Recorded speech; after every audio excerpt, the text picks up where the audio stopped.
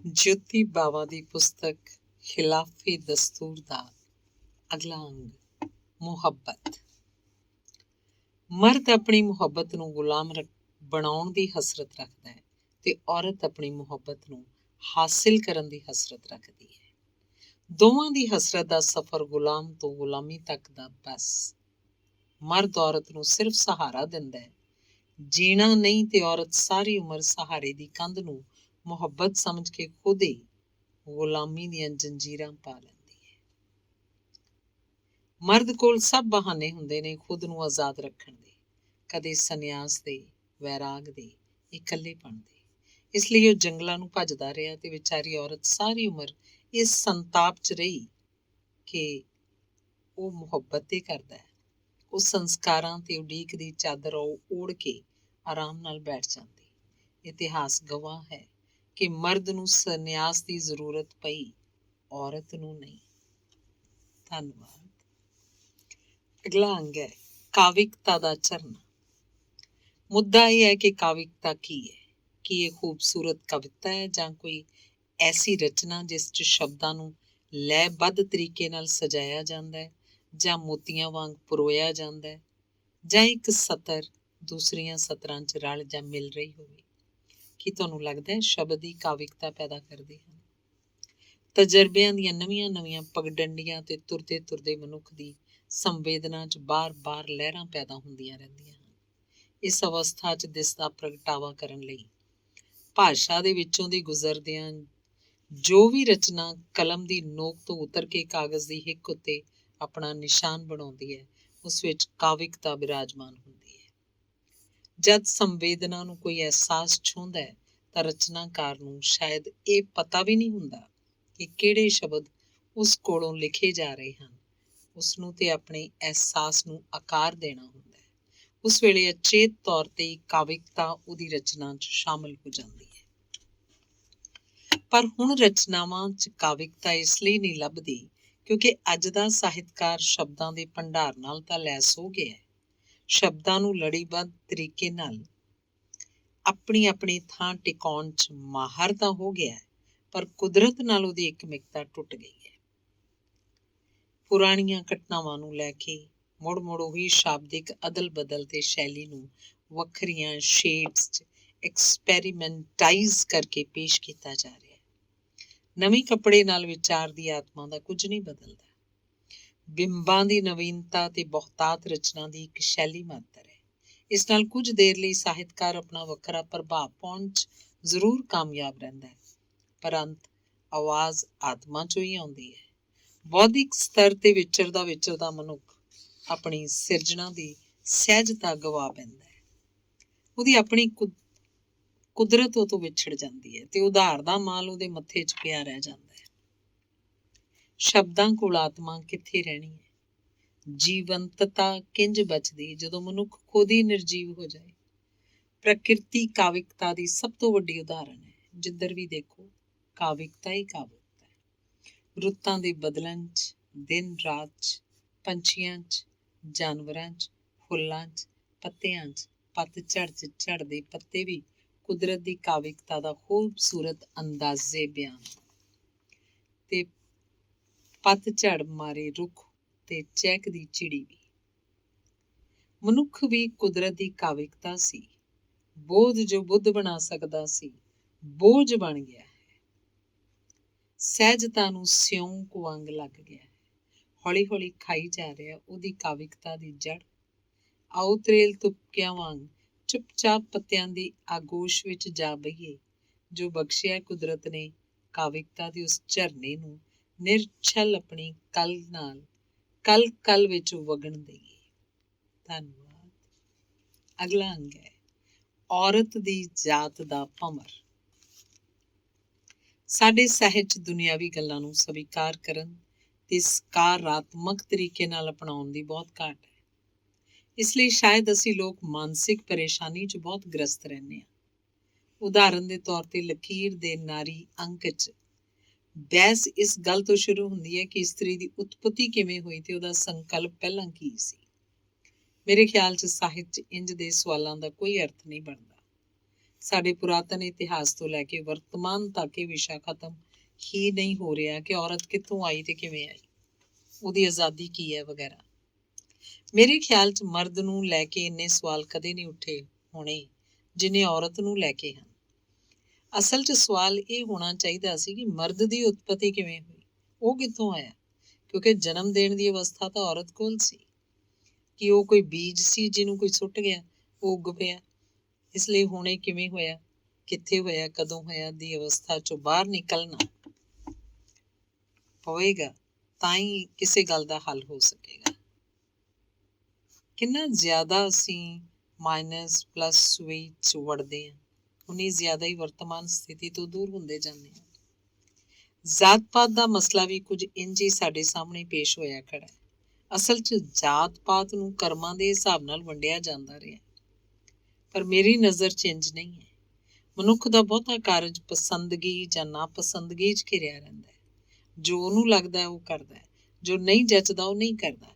ਜੇਕਰ ਅਸੀਂ ਹੁਣ ਪਿਛੋਕੜ ਵੱਲ ਨਾ ਜਾਈਏ ਤਾਂ ਅਸੀਂ ਇਹ ਆਖ ਜਾਂ ਸਮਝ ਸਕਦੇ ਹਾਂ ਕਿ ਜਾਤ ਬਰਾਦਰੀ ਦਾ ਮਸਲਾ ਕਦੇ ਵੀ ਖਤਮ ਨਹੀਂ ਹੋ ਸਕਦਾ, ਕਿਉਂਕਿ ਸਾਡੇ ਸਿਸਟਮ ਦੀ ਜ਼ਰੂਰਤ ਬਣ ਚੁੱਕਾ ਹੈ। ਹਾਂ, ਇਹਨੂੰ ਬਿਹਤਰ ਰੂਪ ਦਿੱਤਾ ਜਾ ਸਕਦਾ ਹੈ। ਘਰ ਵਿੱਚ ਜਿਹੜੇ ਨੌਕਰ ਕੰਮ ਕਰਦੇ ਹਨ, ਉਹਨਾਂ ਤੇ ਰੋਹ ਪਾਉਣ ਦਾ ਜੋ ਸਵਾਦ ਹੁੰਦਾ ਹੈ, ਉਹੀ ਤਾਂ ਤੁਹਾਨੂੰ ਉੱਚਾ ਬਣਾਉਂਦਾ। ਅਸੀਂ ਡਰਦੇ ਹਾਂ ਜੇਕਰ ਅਸੀਂ ਉਹਨਾਂ ਨੂੰ ਨਾ ਦਬਾਇਆ ਤਾਂ ਉਹ ਸਾਡੇ ਬਰਾਬਰ ਆ ਜਾਣਗੇ। ਸਾਡੇ ਸਮਾਜ 'ਚ ਤਾਂ ਔਰਤਾਂ ਨੂੰ ਮਰਦਾਂ ਦੇ ਬਰਾਬਰ ਅਜੇ ਤੱਕ ਨਹੀਂ ਖੜਾ ਹੋਣ ਦਿੱਤਾ ਜਾ ਰਿਹਾ। ਜਾਤ ਬਰਾਦਰੀ ਦੇ ਖਤਮ ਹੋਣ ਦਾ ਤਾਂ ਸਵਾਲ ਹੀ ਨਹੀਂ ਉੱਠਦਾ। ਮੈਂ ਕੁਝ ਪਛੜੇ ਲੋਕਾਂ ਨਾਲ ਇਸ ਬਾਰੇ ਗੱਲ ਕੀਤੀ। ਮੈਂ ਉਹਨਾਂ ਨੂੰ ਪੁੱਛਿਆ ਕਿ ਤੁਹਾਡਾ ਨਹੀਂ ਦਿਲ ਕਰਦਾ ਕਿ ਤੁਸੀਂ ਇੱਜ਼ਤ ਮਾਣ ਵਜੋਂ ਸਾਡੇ ਬਰਾਬਰ ਦੇ ਹੋਵੋ? ਉਹਨਾਂ ਹੱਸ ਕੇ ਕਿਹਾ, ਜੇ ਅਸੀਂ ਵੀ ਤੁਹਾਡੇ ਬਰਾਬਰ ਦੇ ਹੋ ਗਏ ਤੇ ਤੁਹਾਡਾ ਕੀ ਬਣੇਗਾ? ਅਸਲ 'ਚ ਇਨਸਾਨ ਦਾ ਹੰਕਾਰ ਬਹੁਤ ਵੱਡਾ ਹੈ। ਉਹਨੇ ਫਜ਼ੂਲ ਦੇ ਡਰ ਤੇ ਸਵਾਲ ਆਪਣੇ ਅੰਦਰ ਪਾ ਲਏ ਹਨ। ਇਹ ਉਹਨੂੰ ਤਰ੍ਹਾਂ ਤਰ੍ਹਾਂ ਦੀਆਂ ਪਰੇਸ਼ਾਨੀਆਂ 'ਚ ਪਾ ਰਹੇ ਹਨ। ਸਾਡਾ ਹੰਕਾਰ ਹੀ ਸਾਨੂੰ ਸੱਚਾਈ ਨੂੰ ਸਮਝਣ 'ਚ ਮੁਸ਼ਕਿਲ ਪੈਦਾ ਕਰ ਰਿਹਾ ਹੈ। ਇਹ ਸਭ ਜਾਣਦੇ ਨੇ ਕਿ ਨਾਵਾਂ ਪਿੱਛੇ ਜੋ ਜਾਤ ਜਾਂ ਗੋਤ ਲੱਗਦੇ ਹੈ, ਉਹ ਸਿਰਫ ਕੰਮਾਂ ਤੇ ਆਧਾਰਿਤ ਸਨ। ਇਹਨਾਂ ਦਾ ਹੋਰ ਕੋਈ ਅਰਥ ਨਹੀਂ ਸੀ। ਸਮਾਂ ਬਦਲਿਆ, ਇਹਨਾਂ ਨੇ ਸਟੇਟਸ ਦਾ ਰੂਪ ਲੈ ਲਿਆ। ਮੇਰੀ ਨਜ਼ਰ 'ਚ ਕੁਝ ਅਜਿਹੇ ਲੋਕ ਵੀ ਹਨ ਜੋ ਕਿਸੇ ਤਰੀਕੇ ਨਾਲ ਅਮੀਰ ਹੋ ਜਾਂਦੇ ਹਨ ਤੇ ਆਪਣੇ ਕੰਮ ਬਦਲ ਲੈਂਦੇ ਹਨ। ਜਿਸ ਘਰ 'ਚ ਮੈਂ ਜੰਮੀ, ਉਸ ਘਰ ਦੀ ਜਮਾਂਦਾਰਨੀ ਨੇ ਮੇਰੇ ਪਿਓ ਦਾ 5 ਮੰਜ਼ਿਲਾ ਪੱਧਰ ਦਾ ਬਣਿਆ ਮਕਾਨ ਇੱਕ ਦਿਨ ਖਰੀਦ ਲਿਆ। ਹੁਣ ਉਸ ਕਲੋਨੀ 'ਚ ਹੋਰ ਵੀ ਨਵੇਂ-ਨਵੇਂ ਲੋਕ ਆ ਵਸੇ ਹਨ। ਉਸ ਜਮਾਂਦਾਰਨੀ ਨੇ ਨਵੇਂ ਹਾਲਾਤ 'ਚ ਆਪਣੀ ਜ਼ਾਤ ਵੀ ਬਦਲ ਲਈ ਹੈ। ਉਹਦਾ ਪਿਛੋਕੜ ਮੈਂ ਹੀ ਜਾਣਦੀ ਹਾਂ। ਸਾਡੇ ਗੁਆਂਢੀ ਕਿਸੇ ਨਾਲ ਲੜ ਪਏ, ਪਰ ਪੜ੍ਹੇ ਲਿਖੇ ਤੇ ਸਟੇਟਸ ਵਾਲੇ ਹੋਣ ਕਾਰਨ ਉਹ ਬਹੁਤਾ ਹੰਗਾਮਾ ਨਹੀਂ ਖੜਾ ਕਰ ਸਕੇ। ਪਰ ਉਹਨਾਂ ਦੇ ਨੌਕਰ ਨੇ ਇੱਕ ਬੜੀ ਹੈਰਾਨ ਕਰਨ ਵਾਲੀ ਗੱਲ ਕਹੀ। ਉਹਨੇ ਕਿਹਾ, ਜੇ ਤੁਸੀਂ ਇਜਾਜ਼ਤ ਦਿਓ ਤੇ ਮੇਰੀ ਪਿੱਠ ਤੇ ਆਪਣਾ ਹੱਥ ਰੱਖੋ ਤਾਂ ਮੈਂ ਇੱਕ ਪੁਲਿਸ ਕੇਸ ਬਣਾ ਦੇਣਾ ਹੈ। ਉਹਦੇ ਮਾਲਕ ਕਹਿਣ ਲੱਗੇ, ਓਏ, ਇਹ ਕੰਮ ਇਹਨਾਂ ਰਸੂਖ ਰੱਖਣ ਦੇ ਬਾਵਜੂਦ ਅਸੀਂ ਨਹੀਂ ਕਰ ਸਕੇ, ਤੂੰ ਕਿਵੇਂ ਕਰ ਲਏਗਾ? ਉਹ ਕਹਿਣ ਲੱਗਾ, ਤੁਸੀਂ ਵੇਖਦੇ ਜਾਓ ਕਿਵੇਂ ਫਾਹੇ ਲਾਉਣਾ। ਮੈਂ ਤਾਂ ਬਸ ਇਹੋ ਕਹਿਣਾ ਹੈ ਕਿ ਇਹਨਾਂ ਨੇ ਮੈਨੂੰ ਕੁਝ ਲੋਕਾਂ ਦੀ ਹਾਜ਼ਰੀ 'ਚ ਚੂੜਾ ਕਿਹਾ। ਸਾਰੇ ਜਾਣਦੇ ਹਨ ਚੂੜਾ ਕਹਿਣਾ ਕਾਨੂੰਨੀ ਜੁਰਮ ਹੈ ਤੇ ਇਹਦੀ ਸਜ਼ਾ ਹੈ। ਫਿਰ ਵੇਖਿਓ ਇਹਨਾਂ ਦਾ ਹਾਲ। ਥਾਣੇ ਵਾਲਿਆਂ ਨੇ ਤਾਂ ਗਵਾਹੀ ਵੀ ਨਹੀਂ ਮੰਗਣੀ। ਹੁਣ ਅਸੀਂ ਇਸ ਗੱਲ ਤੋਂ ਹੀ ਅੰਦਾਜ਼ਾ ਲਗਾ ਸਕਦੇ ਹਾਂ ਕਿ ਦਲਿਤ ਵਰਗ ਨੂੰ ਸਹੂਲਤਾਂ ਦੇ ਨਾਂ ਤੇ ਜੋ ਕੁਝ ਪਰੋਸਿਆ ਜਾ ਚੁੱਕਾ ਹੈ, ਉਹਨਾਂ ਨੂੰ ਇੰਨਾ ਫਾਇਦੇਮੰਦ ਲੱਗ ਰਿਹਾ ਹੈ ਕਿ ਉਹ ਆਪਣੀ ਦਲਿਤ ਅਵਸਥਾ ਨੂੰ ਛੱਡਣਾ ਹੀ ਨਹੀਂ ਚਾਹੁੰਦੇ। ਕੋਈ ਵੀ ਸਭਾ ਹੋਏ, ਰਾਜਸੀ ਜਾਂ ਧਾਰਮਿਕ, ਤੁਹਾਨੂੰ ਜ਼ਿਆਦਾਤਰ ਗਿਣਤੀ ਦਲਿਤਾਂ ਦੀ ਹੀ ਮਿਲੇਗੀ। ਹਾਲਾਤ ਇੱਥੋਂ ਤੱਕ ਬਦਲ ਰਹੇ ਹਨ ਕਿ ਲੋਕ ਨੌਕਰੀ ਪਾਉਣ ਲਈ ਤੇ ਖਾਸ ਫਾਇਦੇ ਲੈਣ ਲਈ ਹੁਣ ਆਪਣੀ ਜਾਤ ਜਾਂ ਦਲਿਤ ਜਾਤ ਲਈ ਨਾਲ ਰਲਾਉਣ 'ਚ ਕੋਈ ਬੁਰਾਈ ਨਹੀਂ ਸਮਝਦੇ, ਕਿਉਂਕਿ ਉਹ ਸੋਚਦੇ ਹਨ ਕਿ ਹੁਣ ਇਸ ਨਾਲ ਕੋਈ ਫਰਕ ਨਹੀਂ ਪੈਂਦਾ, ਕਿਉਂਕਿ ਪੈਸਾ ਹੀ ਹੁਣ ਅਸਲ ਜਾਤ ਹੈ। ਹੁਣ ਔਰਤਾਂ ਨੂੰ ਹੀ ਲੈ ਲਓ। ਉਹ ਆਪਣੀ ਵਿਸ਼ੇਸ਼ਤਰ ਉਹ ਜਿਹੜੀਆਂ ਆਪਣੇ ਆਪ ਨੂੰ ਬੁੱਧੀਜੀਵੀ ਵਰਗ 'ਚ ਸਮਝਦੀਆਂ ਹਨ। ਅਸੀਂ ਨਹੀਂ ਬਦਲਦੀਆਂ, ਵਿਆਹ ਮਗਰੋਂ ਆਪਣੀ ਜ਼ਾਤ ਦਾ ਨਾਅਰਾ ਬੁਲੰਦ ਕਰਕੇ ਬੈਠਦੀਆਂ ਹਨ। ਹਾਸਿਲ ਕੀ, ਸਿਰਫ ਮਨ ਦੀ ਦੁਬਿਧਾ। ਸਮਾਜ 'ਚ ਹੁਣ ਔਰਤ ਨੇ ਬੜੀ ਥਾਂ ਬਣਾਈ ਹੈ, ਬੜੀ ਲੜਾਈ ਲੜੀ ਹੈ। ਇਹਦੇ ਬਾਵਜੂਦ ਸਾਡੀ ਜ਼ਿੰਦਗੀ ਦੀਆਂ ਕੁਝ ਕੁ ਗੱਲਾਂ ਵੀ ਕੁਦਰਤੀ ਚੀਜ਼ਾਂ ਵਾਂਗ ਸਦੀਵੀ ਸੱਚ ਦਾ ਰੂਪ ਲੈ ਚੁੱਕੀਆਂ ਹਨ। ਭਾਵੇਂ ਅੱਜ ਵਕਤ ਬਦਲ ਗਿਆ। ਜਿਸ ਵੇਲੇ ਲੜਕੀ ਦਾ ਜਨਮ ਹੁੰਦਾ ਹੈ, ਉਸ ਵੇਲੇ ਹੋਣ ਦੇ ਸਮੇਂ 'ਚ ਖੁਸ਼ੀ ਤਾਂ ਹੁੰਦੀ ਹੈ, ਪਰ ਮੂੰਹ ਬੰਤੇ ਇਸ ਰਿਸ਼ਤੇ 'ਚੋਂ ਮਾਂ ਇੱਕ ਦੁੱਖ ਦਾ ਅਹਿਸਾਸ ਨਾਲ ਨਾਲ ਹੀ ਕਰਦੀ ਹੈ। ਕਿ ਇਹਨੇ ਆਪਣੀ ਉਮਰ ਦਾ ਇੱਕ ਛੋਟਾ ਜਿਹਾ ਹਿੱਸਾ ਹੀ ਕੋਲ ਰਹਿਣਾ ਹੈ, ਫਿਰ ਪਰਾਈ ਹੋ ਜਾਣਾ। ਜਿਸ ਵੇਲੇ ਕੁੜੀ ਵਿਆਹ ਕਰਵਾਉਂਦੀ ਹੈ, ਉਹ ਆਪਣੀ ਹਰ ਪਿਆਰੀ ਚੀਜ਼ ਨੂੰ ਛੱਡ ਦਿੰਦੀ ਹੈ। ਇਹ ਵੱਡਾ ਬਲੀਦਾਨ ਹੈ, ਜਿਸ ਵਾਸਤੇ ਹੌਲੀ ਹੌਲੀ ਤਿਆਰ ਹੋਣ ਦੇ ਬਾਵਜੂਦ ਇੱਕ ਵਾਰ ਉਹਦਾ ਦਿਲ ਕੰਬਦਾ ਹੈ। ਹੁਣ ਸਵਾਲ ਇਹ ਹੈ ਕਿ ਜੇ ਉਹ ਲੜਕੇ ਦਾ ਘਰ ਪਰਿਵਾਰ ਤੇ ਪੈਸਾ ਅਪਣਾਉਣ ਨੂੰ ਤਿਆਰ ਹੈ, ਫਿਰ ਉਹਨੂੰ ਜਾਤ ਲੜਕੇ ਦੀ ਅਪਣਾਉਣ 'ਚ ਕੀ ਹਰਜ ਹੈ? ਸਵਾਲ ਆਉਂਦਾ ਹੈ ਕਿ ਬੱਚੇ ਆਪਣੇ ਪਿਓ ਦੀ ਹੀ ਜ਼ਾਤ ਸਵੀਕਾਰ ਕਰਨ। ਇਹ ਸਾਡੇ ਵਿਆਹ ਸੰਸਥਾ ਦਾ ਸਮਾਜਿਕ ਸੱਚ ਹੈ। ਕਾਰਨ ਸਪਸ਼ਟ ਹੈ, ਬੱਚੇ ਜਿੱਥੇ ਆਪਣੀ ਜ਼ਿੰਦਗੀ ਦਾ ਮੁੰਡੇ 95% ਹਿੱਸਾ ਬਤਾਉਂਦੇ ਹਨ, ਉਹਨਾਂ ਦੇ ਪਿਓ ਦਾ ਘਰ ਹੁੰਦਾ ਹੈ। ਆਪਣੀ ਮਾਂ ਦੇ ਘਰ ਨਾਨਕੇ ਤਾਂ ਉਹ ਬਸ ਛੁੱਟੀਆਂ ਹੀ ਬਤਾਉਂਦੇ ਹਨ। ਸੋ ਸਪਸ਼ਟ ਹੈ, ਜਿੱਥੇ ਜ਼ਿੰਦਗੀ ਦਾ ਲਗਭਗ ਸਾਰਾ ਹੀ ਹਿੱਸਾ ਬਤਾਉਣਾ ਹੈ, ਜਾਤ ਉਸ ਘਰ ਦੇ ਮੁਖੀ ਦੀ ਹੋਏਗੀ। ਵੈਸੇ ਮੇਰੀ ਜਾਚੇ ਸਭ ਮਹਿਜ਼ ਮਾਨਸਿਕ ਖਲਲ ਹੀ ਹਨ। ਔਰਤ ਨੂੰ ਜਾਤ 'ਚ ਨਹੀਂ ਉਲਝਣਾ ਚਾਹੀਦਾ। ਜੇ ਉਹ ਗੌਰ ਨਾਲ ਵੇਖੇ ਤਾਂ ਉਹਦੀ ਜਾਤ ਅਸਲ 'ਚ ਮਾਂ ਪਿਓ ਵਾਲੀ ਜਾਤ ਹੀ ਰਹਿੰਦੀ ਹੈ। 10ਵੀਂ ਦਾ ਸਰਟੀਫਿਕੇਟ ਉਹਨੇ ਪੇਕੇ ਰਹਿ ਕੇ ਹਾਸਲ ਕੀਤਾ ਹੁੰਦਾ ਹੈ ਤੇ ਸਾਰੀ ਉਮਰ ਇਸ 'ਚ ਲਿਖੀ ਜਾਤ ਹੀ ਚੱਲਦੀ ਹੈ। 10ਵੀਂ ਦਾ ਸਰਟੀਫਿਕੇਟ ਕਦੇ ਨਹੀਂ ਬਦਲਦਾ। ਦੂਜੀ ਗੱਲ, ਜਦੋਂ ਕੋਈ ਔਰਤ ਆਪਣੇ ਵਿਆਹ ਤੋਂ ਪਹਿਲਾਂ ਬਹੁਤ ਡੂੰਘੇ ਤੌਰ ਤੇ ਕਾਮਯਾਬ ਹੋਈ ਹੁੰਦੀ ਹੈ, ਉਹਦੀ ਜਾਤ ਉਹੀ ਚੱਲਦੀ ਹੈ ਜੋ ਵਿਆਹ ਤੋਂ ਪਹਿਲਾਂ ਹੁੰਦੀ ਹੈ। ਬੇਨਜ਼ੀਰ ਭੁੱਟੋ ਆਪਣੇ ਪਿਓ ਦੇ ਵੇਲਿਆਂ ਤੋਂ ਹੀ ਸਰਗਰਮ ਸੀ ਤੇ ਨਾਲੇ ਭੁੱਟੋ ਜਾਤ ਦਾ ਆਪਣਾ ਵਕਾਰ ਬਹੁਤ ਵੱਡਾ ਸੀ, ਇਸ ਲਈ ਵਿਆਹ ਮਗਰੋਂ ਵੀ ਉਹਨੂੰ ਜਾਤ ਬਦਲਣ ਦੀ ਕੋਈ ਲੋੜ ਨਹੀਂ ਪਈ। ਅਸਲ 'ਚ ਜੇ ਤੁਸੀਂ ਆਪਣੇ ਕੰਮਾਂ 'ਚ ਬੇਹੱਦ ਖੁੱਬੇ ਹੋ ਤਾਂ ਜਾਤ ਪਤੀ ਦੀ ਲੱਗੇ ਜਾਂ ਪਿਤਾ ਦੀ ਕੋਈ ਬਹੁਤਾ ਫਰਕ ਨਹੀਂ ਪੈਂਦਾ। ਮੈਂ ਸੋਚਦੀ ਹਾਂ, ਜੇ ਮੇਰੇ ਨਾਂ ਅੱਗੇ ਬਾਵਾ ਨਾ ਲੱਗਾ ਹੋਵੇ ਤਾਂ ਤੁਸੀਂ ਮੇਰਾ ਲਿਖਿਆ ਨਹੀਂ ਸੀ ਪੜ੍ਹਨਾ। ਕੁਝ ਔਰਤਾਂ ਆਪਣੀ ਪਿਛੋਕੜ ਜਾਤ ਨੂੰ ਲੈ ਕੇ ਪਤੀ ਨਾਲ ਲੜਾਈ 'ਚ ਰਹਿੰਦੀਆਂ ਹਨ। ਉਹਨਾਂ ਨੂੰ ਲੱਗਦਾ ਹੈ ਜੇ ਜਾਤ ਬਦਲੀ ਤਾਂ ਉਹਨਾਂ ਦੀ ਹੋਂਦ ਹੀ ਬਦਲ ਜਾਏਗੀ। ਉਹ ਗੌਰ ਹੀ ਨਹੀਂ ਕਰਦੀਆਂ ਕਿ ਪਿਛਲੀ ਜਾਤ ਵੀ ਉਹ ਇੱਕ ਬੰਦੇ ਤੋਂ, ਬਾਪ ਤੋਂ ਹੀ ਲੈ ਕੇ ਆਈਆਂ ਸੀ। ਮਾਂ ਦੀ ਜਾਤ ਦਾ ਤਾਂ ਕਦੇ ਵੀ ਅਰਥ ਨਹੀਂ ਰਿਹਾ, ਕਿਉਂਕਿ ਉਹ ਇਸੇ ਸਮਾਜ ਪ੍ਰਬੰਧ 'ਚੋਂ ਨਿਕਲ ਕੇ ਬਣਦੀ ਰਹੀ ਹੈ। ਸੋ ਜੇ ਉਹ ਧਿਆਨ ਨਾਲ ਵੇਖਣ ਤਾਂ ਇਸ 'ਚ ਲੜਨ ਵਾਲਾ, ਮਨ ਨੂੰ ਦੁਬਿਧਾ 'ਚ ਪਾਉਣ ਵਾਲਾ ਕੁਝ ਵੀ ਨਹੀਂ ਹੈ। ਜਿੰਨਾ ਸਮਾਂ ਅਸੀਂ ਇਸ ਪਿਛੋਕੜ ਦੀ ਫੋਲਾ ਫਲਾਈ ਨੂੰ ਵਿਅਰਥ ਕਰਨਾ ਹੈ, ਉਹਨਾਂ ਸਮਾਂ ਜੇ ਵਰਤਮਾਨ ਸਥਿਤੀ ਤੇ ਲਾਈਏ ਤਾਂ ਸ਼ਾਇਦ ਇਹ ਆਧਾਰ ਸਹਿਜ ਹੋ ਜਾਏ। ਮੈਂ ਇਸ ਸਰਵੇ ਨਾਲ ਇੱਕ ਕਾਲਜ ਦੀ ਕੰਟੀਨ 'ਚ ਬੈਠੀਆਂ ਕੁਝ ਕੁੜੀਆਂ ਤੇ ਔਰਤਾਂ ਨਾਲ ਵਾਰਤਾਲਾਪ ਛੇੜਿਆ। ਮੈਂ ਪੁੱਛਿਆ ਕਿ ਸਾਨੂੰ ਔਰਤਾਂ ਨੂੰ ਵਿਆਹ ਤੋਂ ਬਾਅਦ ਆਪਣੀ ਜਾਤ ਬਦਲ ਲੈਣੀ ਚਾਹੀਦੀ ਹੈ। 19-20 ਸਾਲ ਦੀਆਂ ਕੁੜੀਆਂ ਨੇ ਜਵਾਬ ਦਿੱਤਾ, ਬਿਲਕੁਲ ਵੀ ਨਹੀਂ, ਸਾਡੀ ਜਾਤ ਨਹੀਂ ਬਦਲਣੀ ਚਾਹੀਦੀ। ਬੰਦੇ ਕੋਈ ਸਾਡੀ ਜਾਤ ਆਪਣੀ ਨਾਂ ਅੱਗੇ ਲਗਾਉਂਦੇ ਆ। ਬਹੁਤ ਪੁੱਛਣ ਤੇ ਵੀ ਇਸ ਤੋਂ ਸਿਵਾ ਹੋਰ ਕੋਈ ਵਜ੍ਹਾ ਉਹਨਾਂ ਕੋਲ ਨਹੀਂ ਸੀ ਇਸ ਬਾਰੇ, ਇਸ ਤਰ੍ਹਾਂ ਸੋਚਣ ਬਾਰੇ। ਗਹਿਰੇ ਤੌਰ ਤੇ ਬਦਲੇ ਦੀ ਉਹੀ ਭਾਵਨਾ।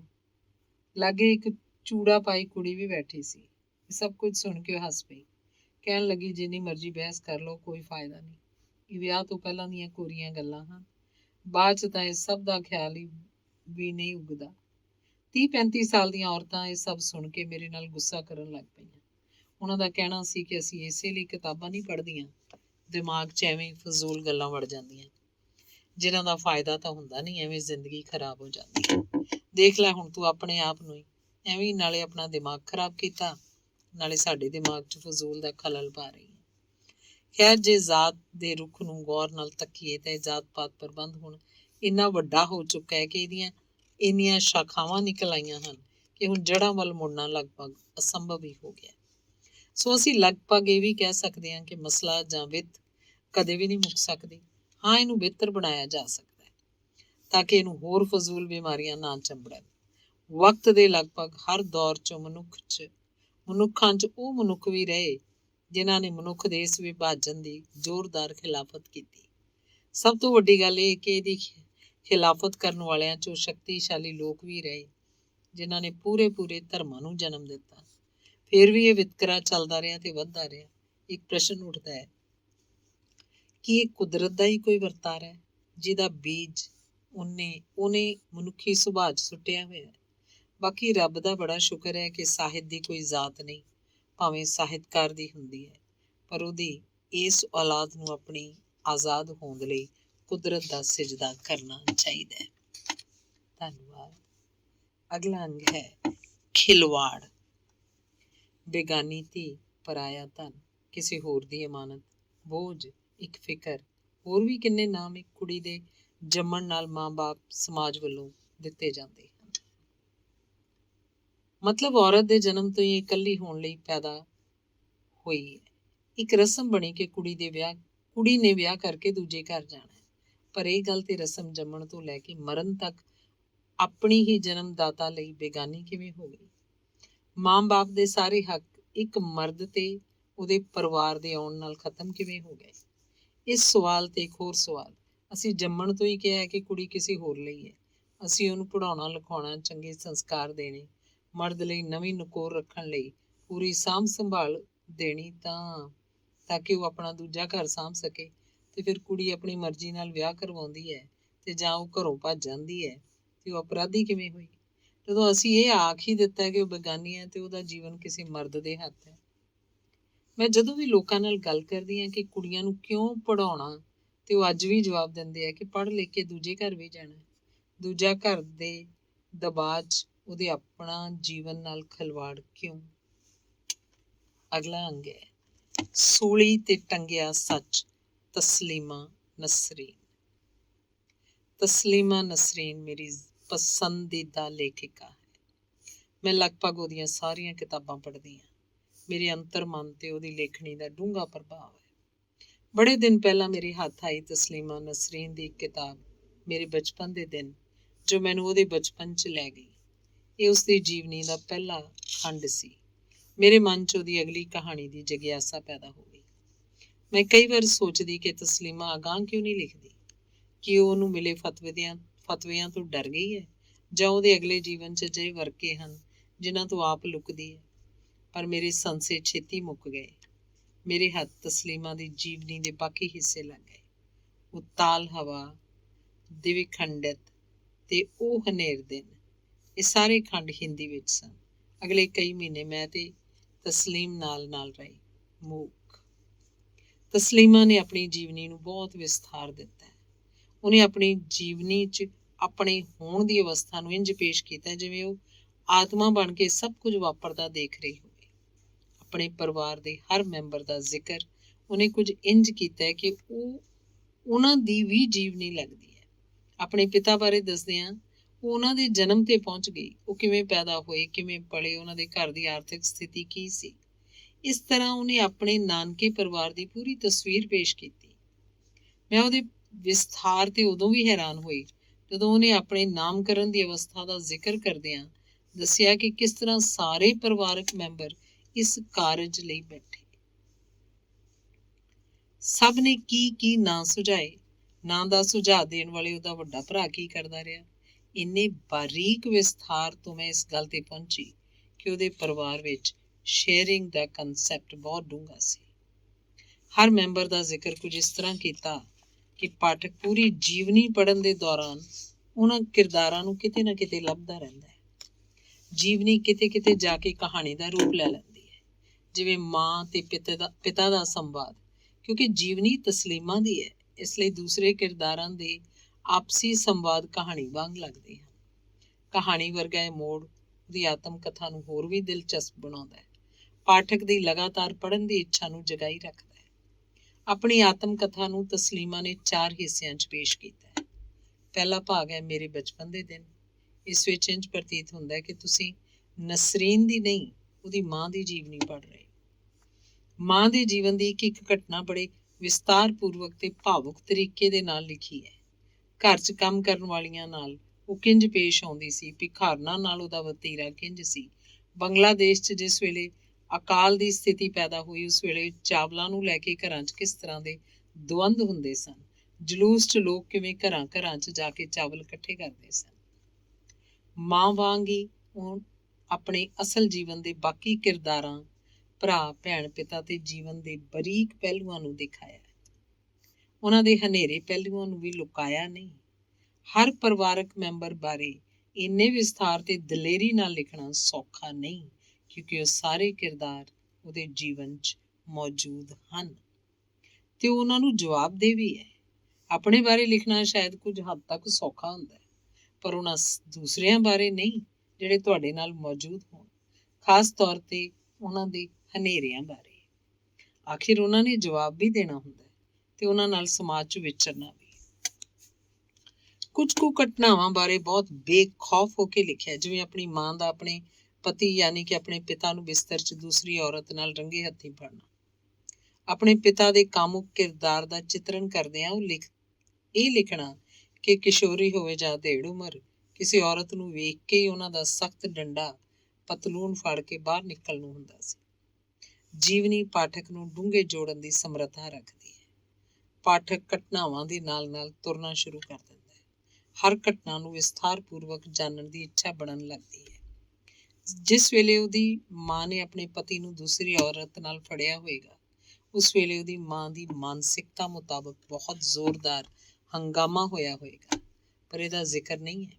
ਹੋ ਸਕਦਾ ਹੈ ਤਸਲੀਮਾ ਨੂੰ ਇਹਨੂੰ ਲਿਖਣਾ ਜ਼ਰੂਰੀ ਨਾ ਲੱਗਿਆ ਹੋਵੇ, ਪਰ ਪਾਠਕ ਵੱਲੋਂ ਮੈਂ ਕਹਿੰਦੀ ਹਾਂ ਕਿ ਪਾਠਕ ਇੰਨਾ ਜੁੜ ਜਾਂਦਾ ਹੈ ਕਿ ਉਹ ਹਰ ਗੱਲ ਜਾਣਨਾ ਚਾਹੁੰਦਾ ਹੈ। ਸ਼ਾਇਦ ਇਹ ਵੀ ਇਸ ਜੀਵਨੀ ਦੀ ਕਸ਼ਿਸ਼ ਹੈ। ਮੈਂ ਵੀ ਜਦ ਇਹ ਘਟਨਾ ਪੜ੍ਹੀ ਤਾਂ ਮੇਰੇ ਅੰਦਰ ਵੀ ਬਾਅਦ ਵਾਲੇ ਹੰਗਾਮੇ ਦੀ ਕਲਪਨਾ ਘੁੰਮਣ ਲੱਗੀ।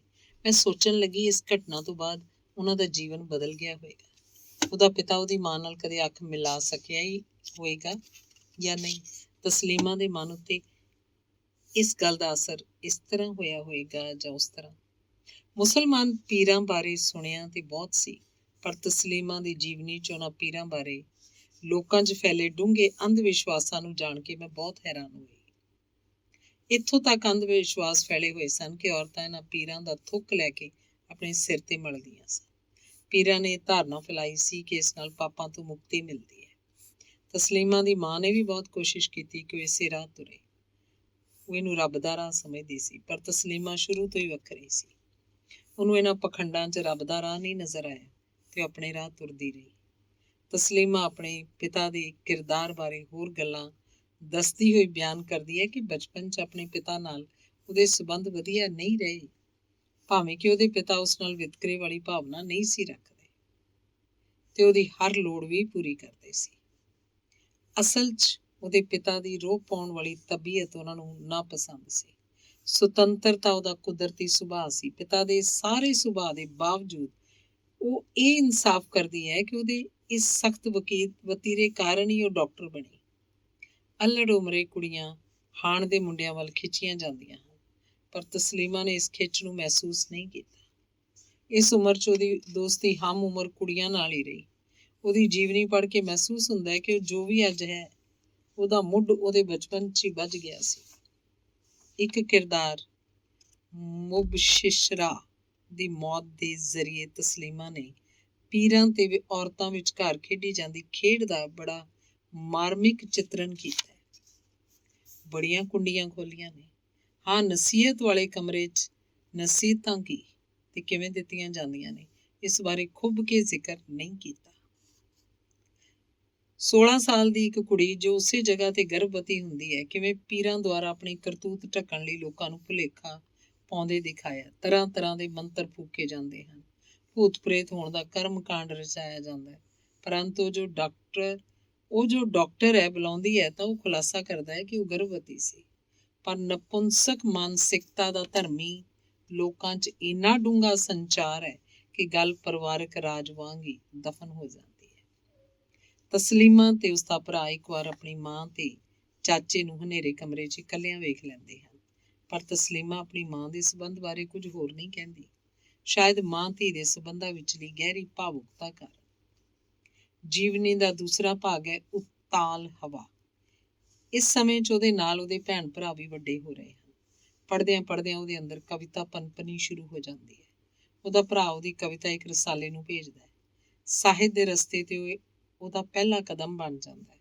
ਹਾਲਾਂਕਿ ਇਹ ਰਾਹ ਉਹਦੇ ਪਿਤਾ ਨੂੰ ਬਿਲਕੁਲ ਵੀ ਪਸੰਦ ਨਹੀਂ ਸੀ।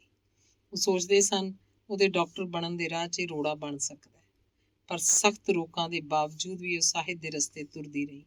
ਸਾਹਿਤ ਉਹਦੀ ਸੋਚ ਦੀ ਸੁਤੰਤਰਤਾ ਨਿਖਾਰਦਾ ਰਿਹਾ। ਇਸ ਖੰਡ 'ਚ ਕੁਝ ਘਟਨਾਵਾਂ ਵਿਵਾਦਤ ਵੀ ਹਨ। ਇੱਕ ਪਾਸੇ ਤੋਂ ਇੰਨੀ ਬੋਲਡ ਬਣਦੀ ਹੈ ਕਿ ਮਾਂ-ਬਾਪ ਨੂੰ ਦੱਸੇ ਬਿਨਾਂ ਹੀ ਕਵੀ ਮਿੱਤਰ ਰੁਦਰ ਨਾਲ ਵਿਆਹ ਕਰ ਲੈਂਦੀ ਹੈ, ਜੋ ਕਿ ਉਹਦੀ ਸਮਾਜਿਕ ਅਵਸਥਾ 'ਚ ਬਹੁਤ ਦਲੇਰਾਨਾ ਕਦਮ ਹੈ।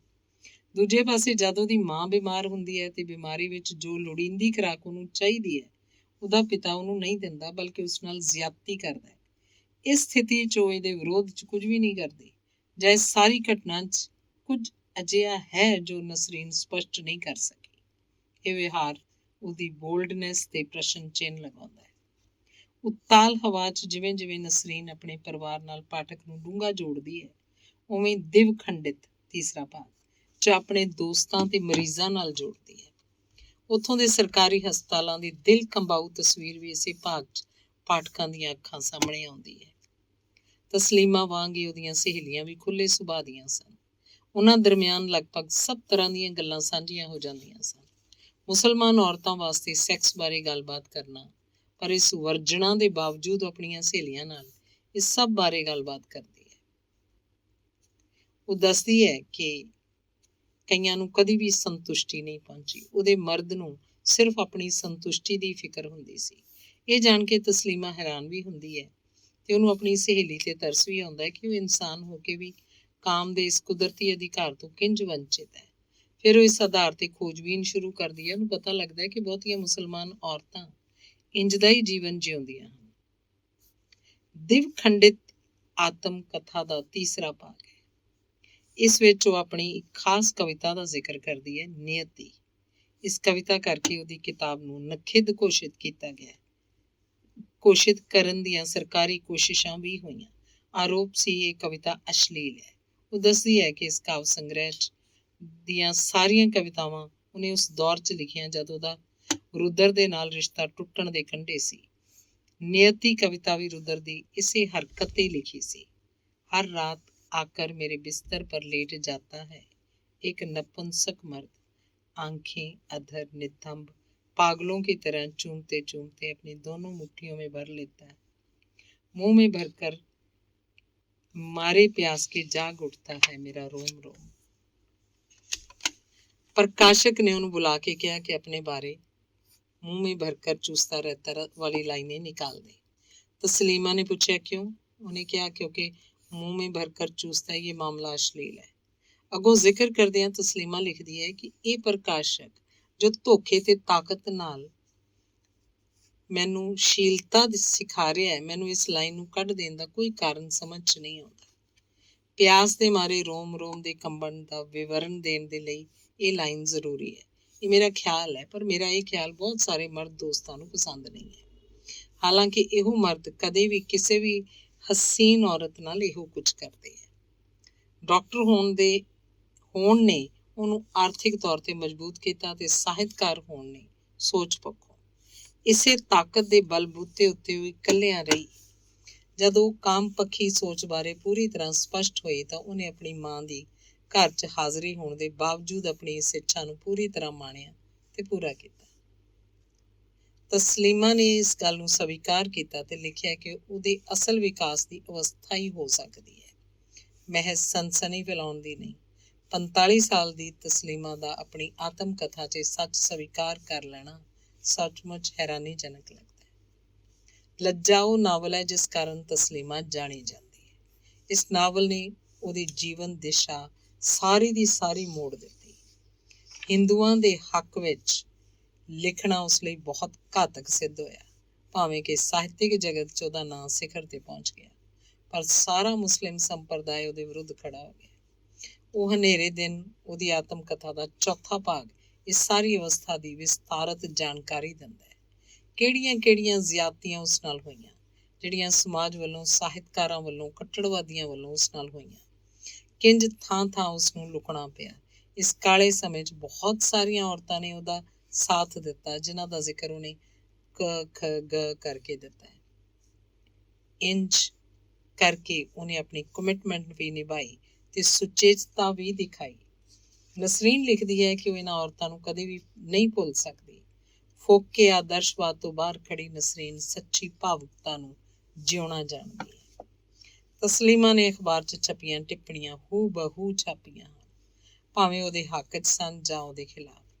ਚੌਥੇ ਭਾਗ 'ਚ ਹੀ ਉਹਦੇ ਵਿਦੇਸ਼ ਜਾਣ ਦਾ ਜ਼ਿਕਰ ਹੈ, ਜਿੱਥੇ ਜਾ ਕੇ ਉਹਨੂੰ ਪਤਾ ਲੱਗਾ ਕਿ ਲੱਜਾ ਨੇ ਉਹਨੂੰ ਅੰਤਰਰਾਸ਼ਟਰੀ ਸਾਹਿਤ ਦਾ ਇੱਕ ਸਿਤਾਰਾ ਬਣਾ ਦਿੱਤਾ ਹੈ। ਉੱਥੇ ਅਲੱਗ-ਅਲੱਗ ਲੋਕਾਂ ਨੇ ਉਸ ਨਾਲ ਜੋ ਇੰਟਰਵਿਊਜ਼ ਕੀਤੀਆਂ, ਉਹਨਾਂ ਦੀ ਪੂਰੀ ਜਾਣਕਾਰੀ ਹੈ। ਅਖਬਾਰਾਂ ਦੇ ਉਹ ਹਿੱਸੇ ਨੇ ਜਿਸ 'ਚ ਉਹਨੂੰ ਜਾਨੋਂ ਮਾਰਨ ਦੀਆਂ ਧਮਕੀਆਂ ਹਨ, ਫਾਂਸੀ ਦੇਣ ਦੇ ਫਤਵੇ ਹਨ। ਕਿਸੇ ਇਸ਼ਤਿਹਾਰੀ ਮੁਜਰਮ ਵਾਂਗ ਉਹਦੇ ਨਾਂ ਤੇ ਇਨਾਮ ਦੇ ਇਸ਼ਤਿਹਾਰ ਹਨ। BBC ਇੱਕ ਵੱਡਾ ਚੈਨਲ ਹੈ, ਅਸੀਂ ਸਾਰੇ ਉਹਨੂੰ ਇੱਕ ਇਮਾਨਦਾਰ ਨਿਊਜ਼ ਚੈਨਲ ਦੇ ਤੌਰ ਤੇ ਬਹੁਤ ਮਾਣ ਦਿੰਦੇ ਹਾਂ। ਪਰ ਕਿੰਜ ਇਸ BBC ਨੇ ਤਸਲੀਮਾ ਦੇ ਜੀਵਨ 'ਚ ਜ਼ਹਿਰ ਘੋਲਿਆ, ਪੜ੍ਹ ਕੇ ਹੈਰਾਨੀ ਹੁੰਦੀ ਹੈ। ਪਰ ਜੇ ਤਸਲੀਮਾ ਨੇ ਲਿਖਿਆ ਤਾਂ ਸੱਚ ਹੀ ਹੋਏਗਾ। BBC ਨੇ ਇੱਕ ਰਿਕਾਰਡਿੰਗ ਪੇਸ਼ ਕੀਤੀ ਜਿਸ 'ਚ ਤਸਲੀਮਾ ਨੂੰ ਸਿਗਰਟ ਪੀਂਦਿਆਂ ਹੋਇਆਂ ਕੁਰਾਨ ਸ਼ਰੀਫ ਪੜ੍ਹਦਿਆਂ ਦਿਖਾਇਆ। ਇਹਨੇ ਬਲਦੀ ਤੇ ਘਿਓ ਪਾਇਆ, ਉਹਦਾ ਜੀਵਨ ਹੋਰ ਔਖਾ ਹੋ ਗਿਆ। ਇਸ ਘਟਨਾ ਦੀ ਸਫਾਈ 'ਚੋਂ ਲਿਖਦੀ ਹੈ ਕਿ ਜਰਮਨੀ 'ਚ ਇੱਕ ਇੰਟਰਵਿਊ ਦੌਰਾਨ ਉਹਨੇ ਸਿਗਰਟ ਪੀਤੀ ਸੀ। ਕੁਝ ਦੇਰ ਬਾਅਦ ਉਹਨੇ ਆਪਣੇ ਕਮਰੇ 'ਚ ਪੱਤਰਕਾਰ ਦੇ ਕਹਿਣ ਤੇ ਕੁਰਾਨ ਸ਼ਰੀਫ ਨਾਲ ਇੱਕ ਤਸਵੀਰ ਖਿਚਵਾਈ ਸੀ। ਉਹ ਸੁਪਨੇ 'ਚ ਵੀ ਨਹੀਂ ਸੋਚ ਸਕਦੀ ਕਿ ਐਡੀਟਿੰਗ ਕਰਕੇ ਇਹਨੂੰ ਉਹਦੇ ਵਿਰੁੱਧ ਵੀ ਵਰਤ ਲਿਆ ਜਾਏਗਾ। ਨਸਰੀਨ ਕਹਿੰਦੀ ਹੈ ਕਿ ਭੀੜ ਨੂੰ ਸਮਝਾਉਣ ਕਾਰਨ ਉਹਨੂੰ ਇਹ ਸਪਸ਼ਟਤਾ ਦੇਣੀ ਪੈ ਰਹੀ ਸੀ, ਹੁਣ ਜੇ ਸਿਗਰਟ ਪੀਂਦਿਆਂ ਕੁਰਾਨ ਪੜ੍ਹਨ ਨੂੰ ਕੁਰਾਨ ਦਾ ਨਿਰਾਦਰ ਨਹੀਂ ਮੰਨਦੀ। ਤੇ ਉਹਨੇ ਇੱਕ ਅਹਿਮ ਖੁਲਾਸਾ ਵੀ ਕੀਤਾ ਹੈ। ਜਦ ਉਹਨੇ ਕਿਤਾਬ ਲਿਖੀ ਕੁਰਾਨ 'ਚ ਨਾਰੀ, ਉਦੋਂ ਉਹ ਨਾਲ ਸਿਗਰਟ ਪੀਂਦੀ ਸੀ ਤੇ ਕੁਰਾਨ ਪੜ੍ਹਦੀ ਸੀ। ਇਸ ਭਾਗ ਦਾ ਆਖਰੀ ਪੰਨਾ ਬਹੁਤ ਭਾਵੁਕ ਕਰ ਦਿੰਦਾ ਹੈ।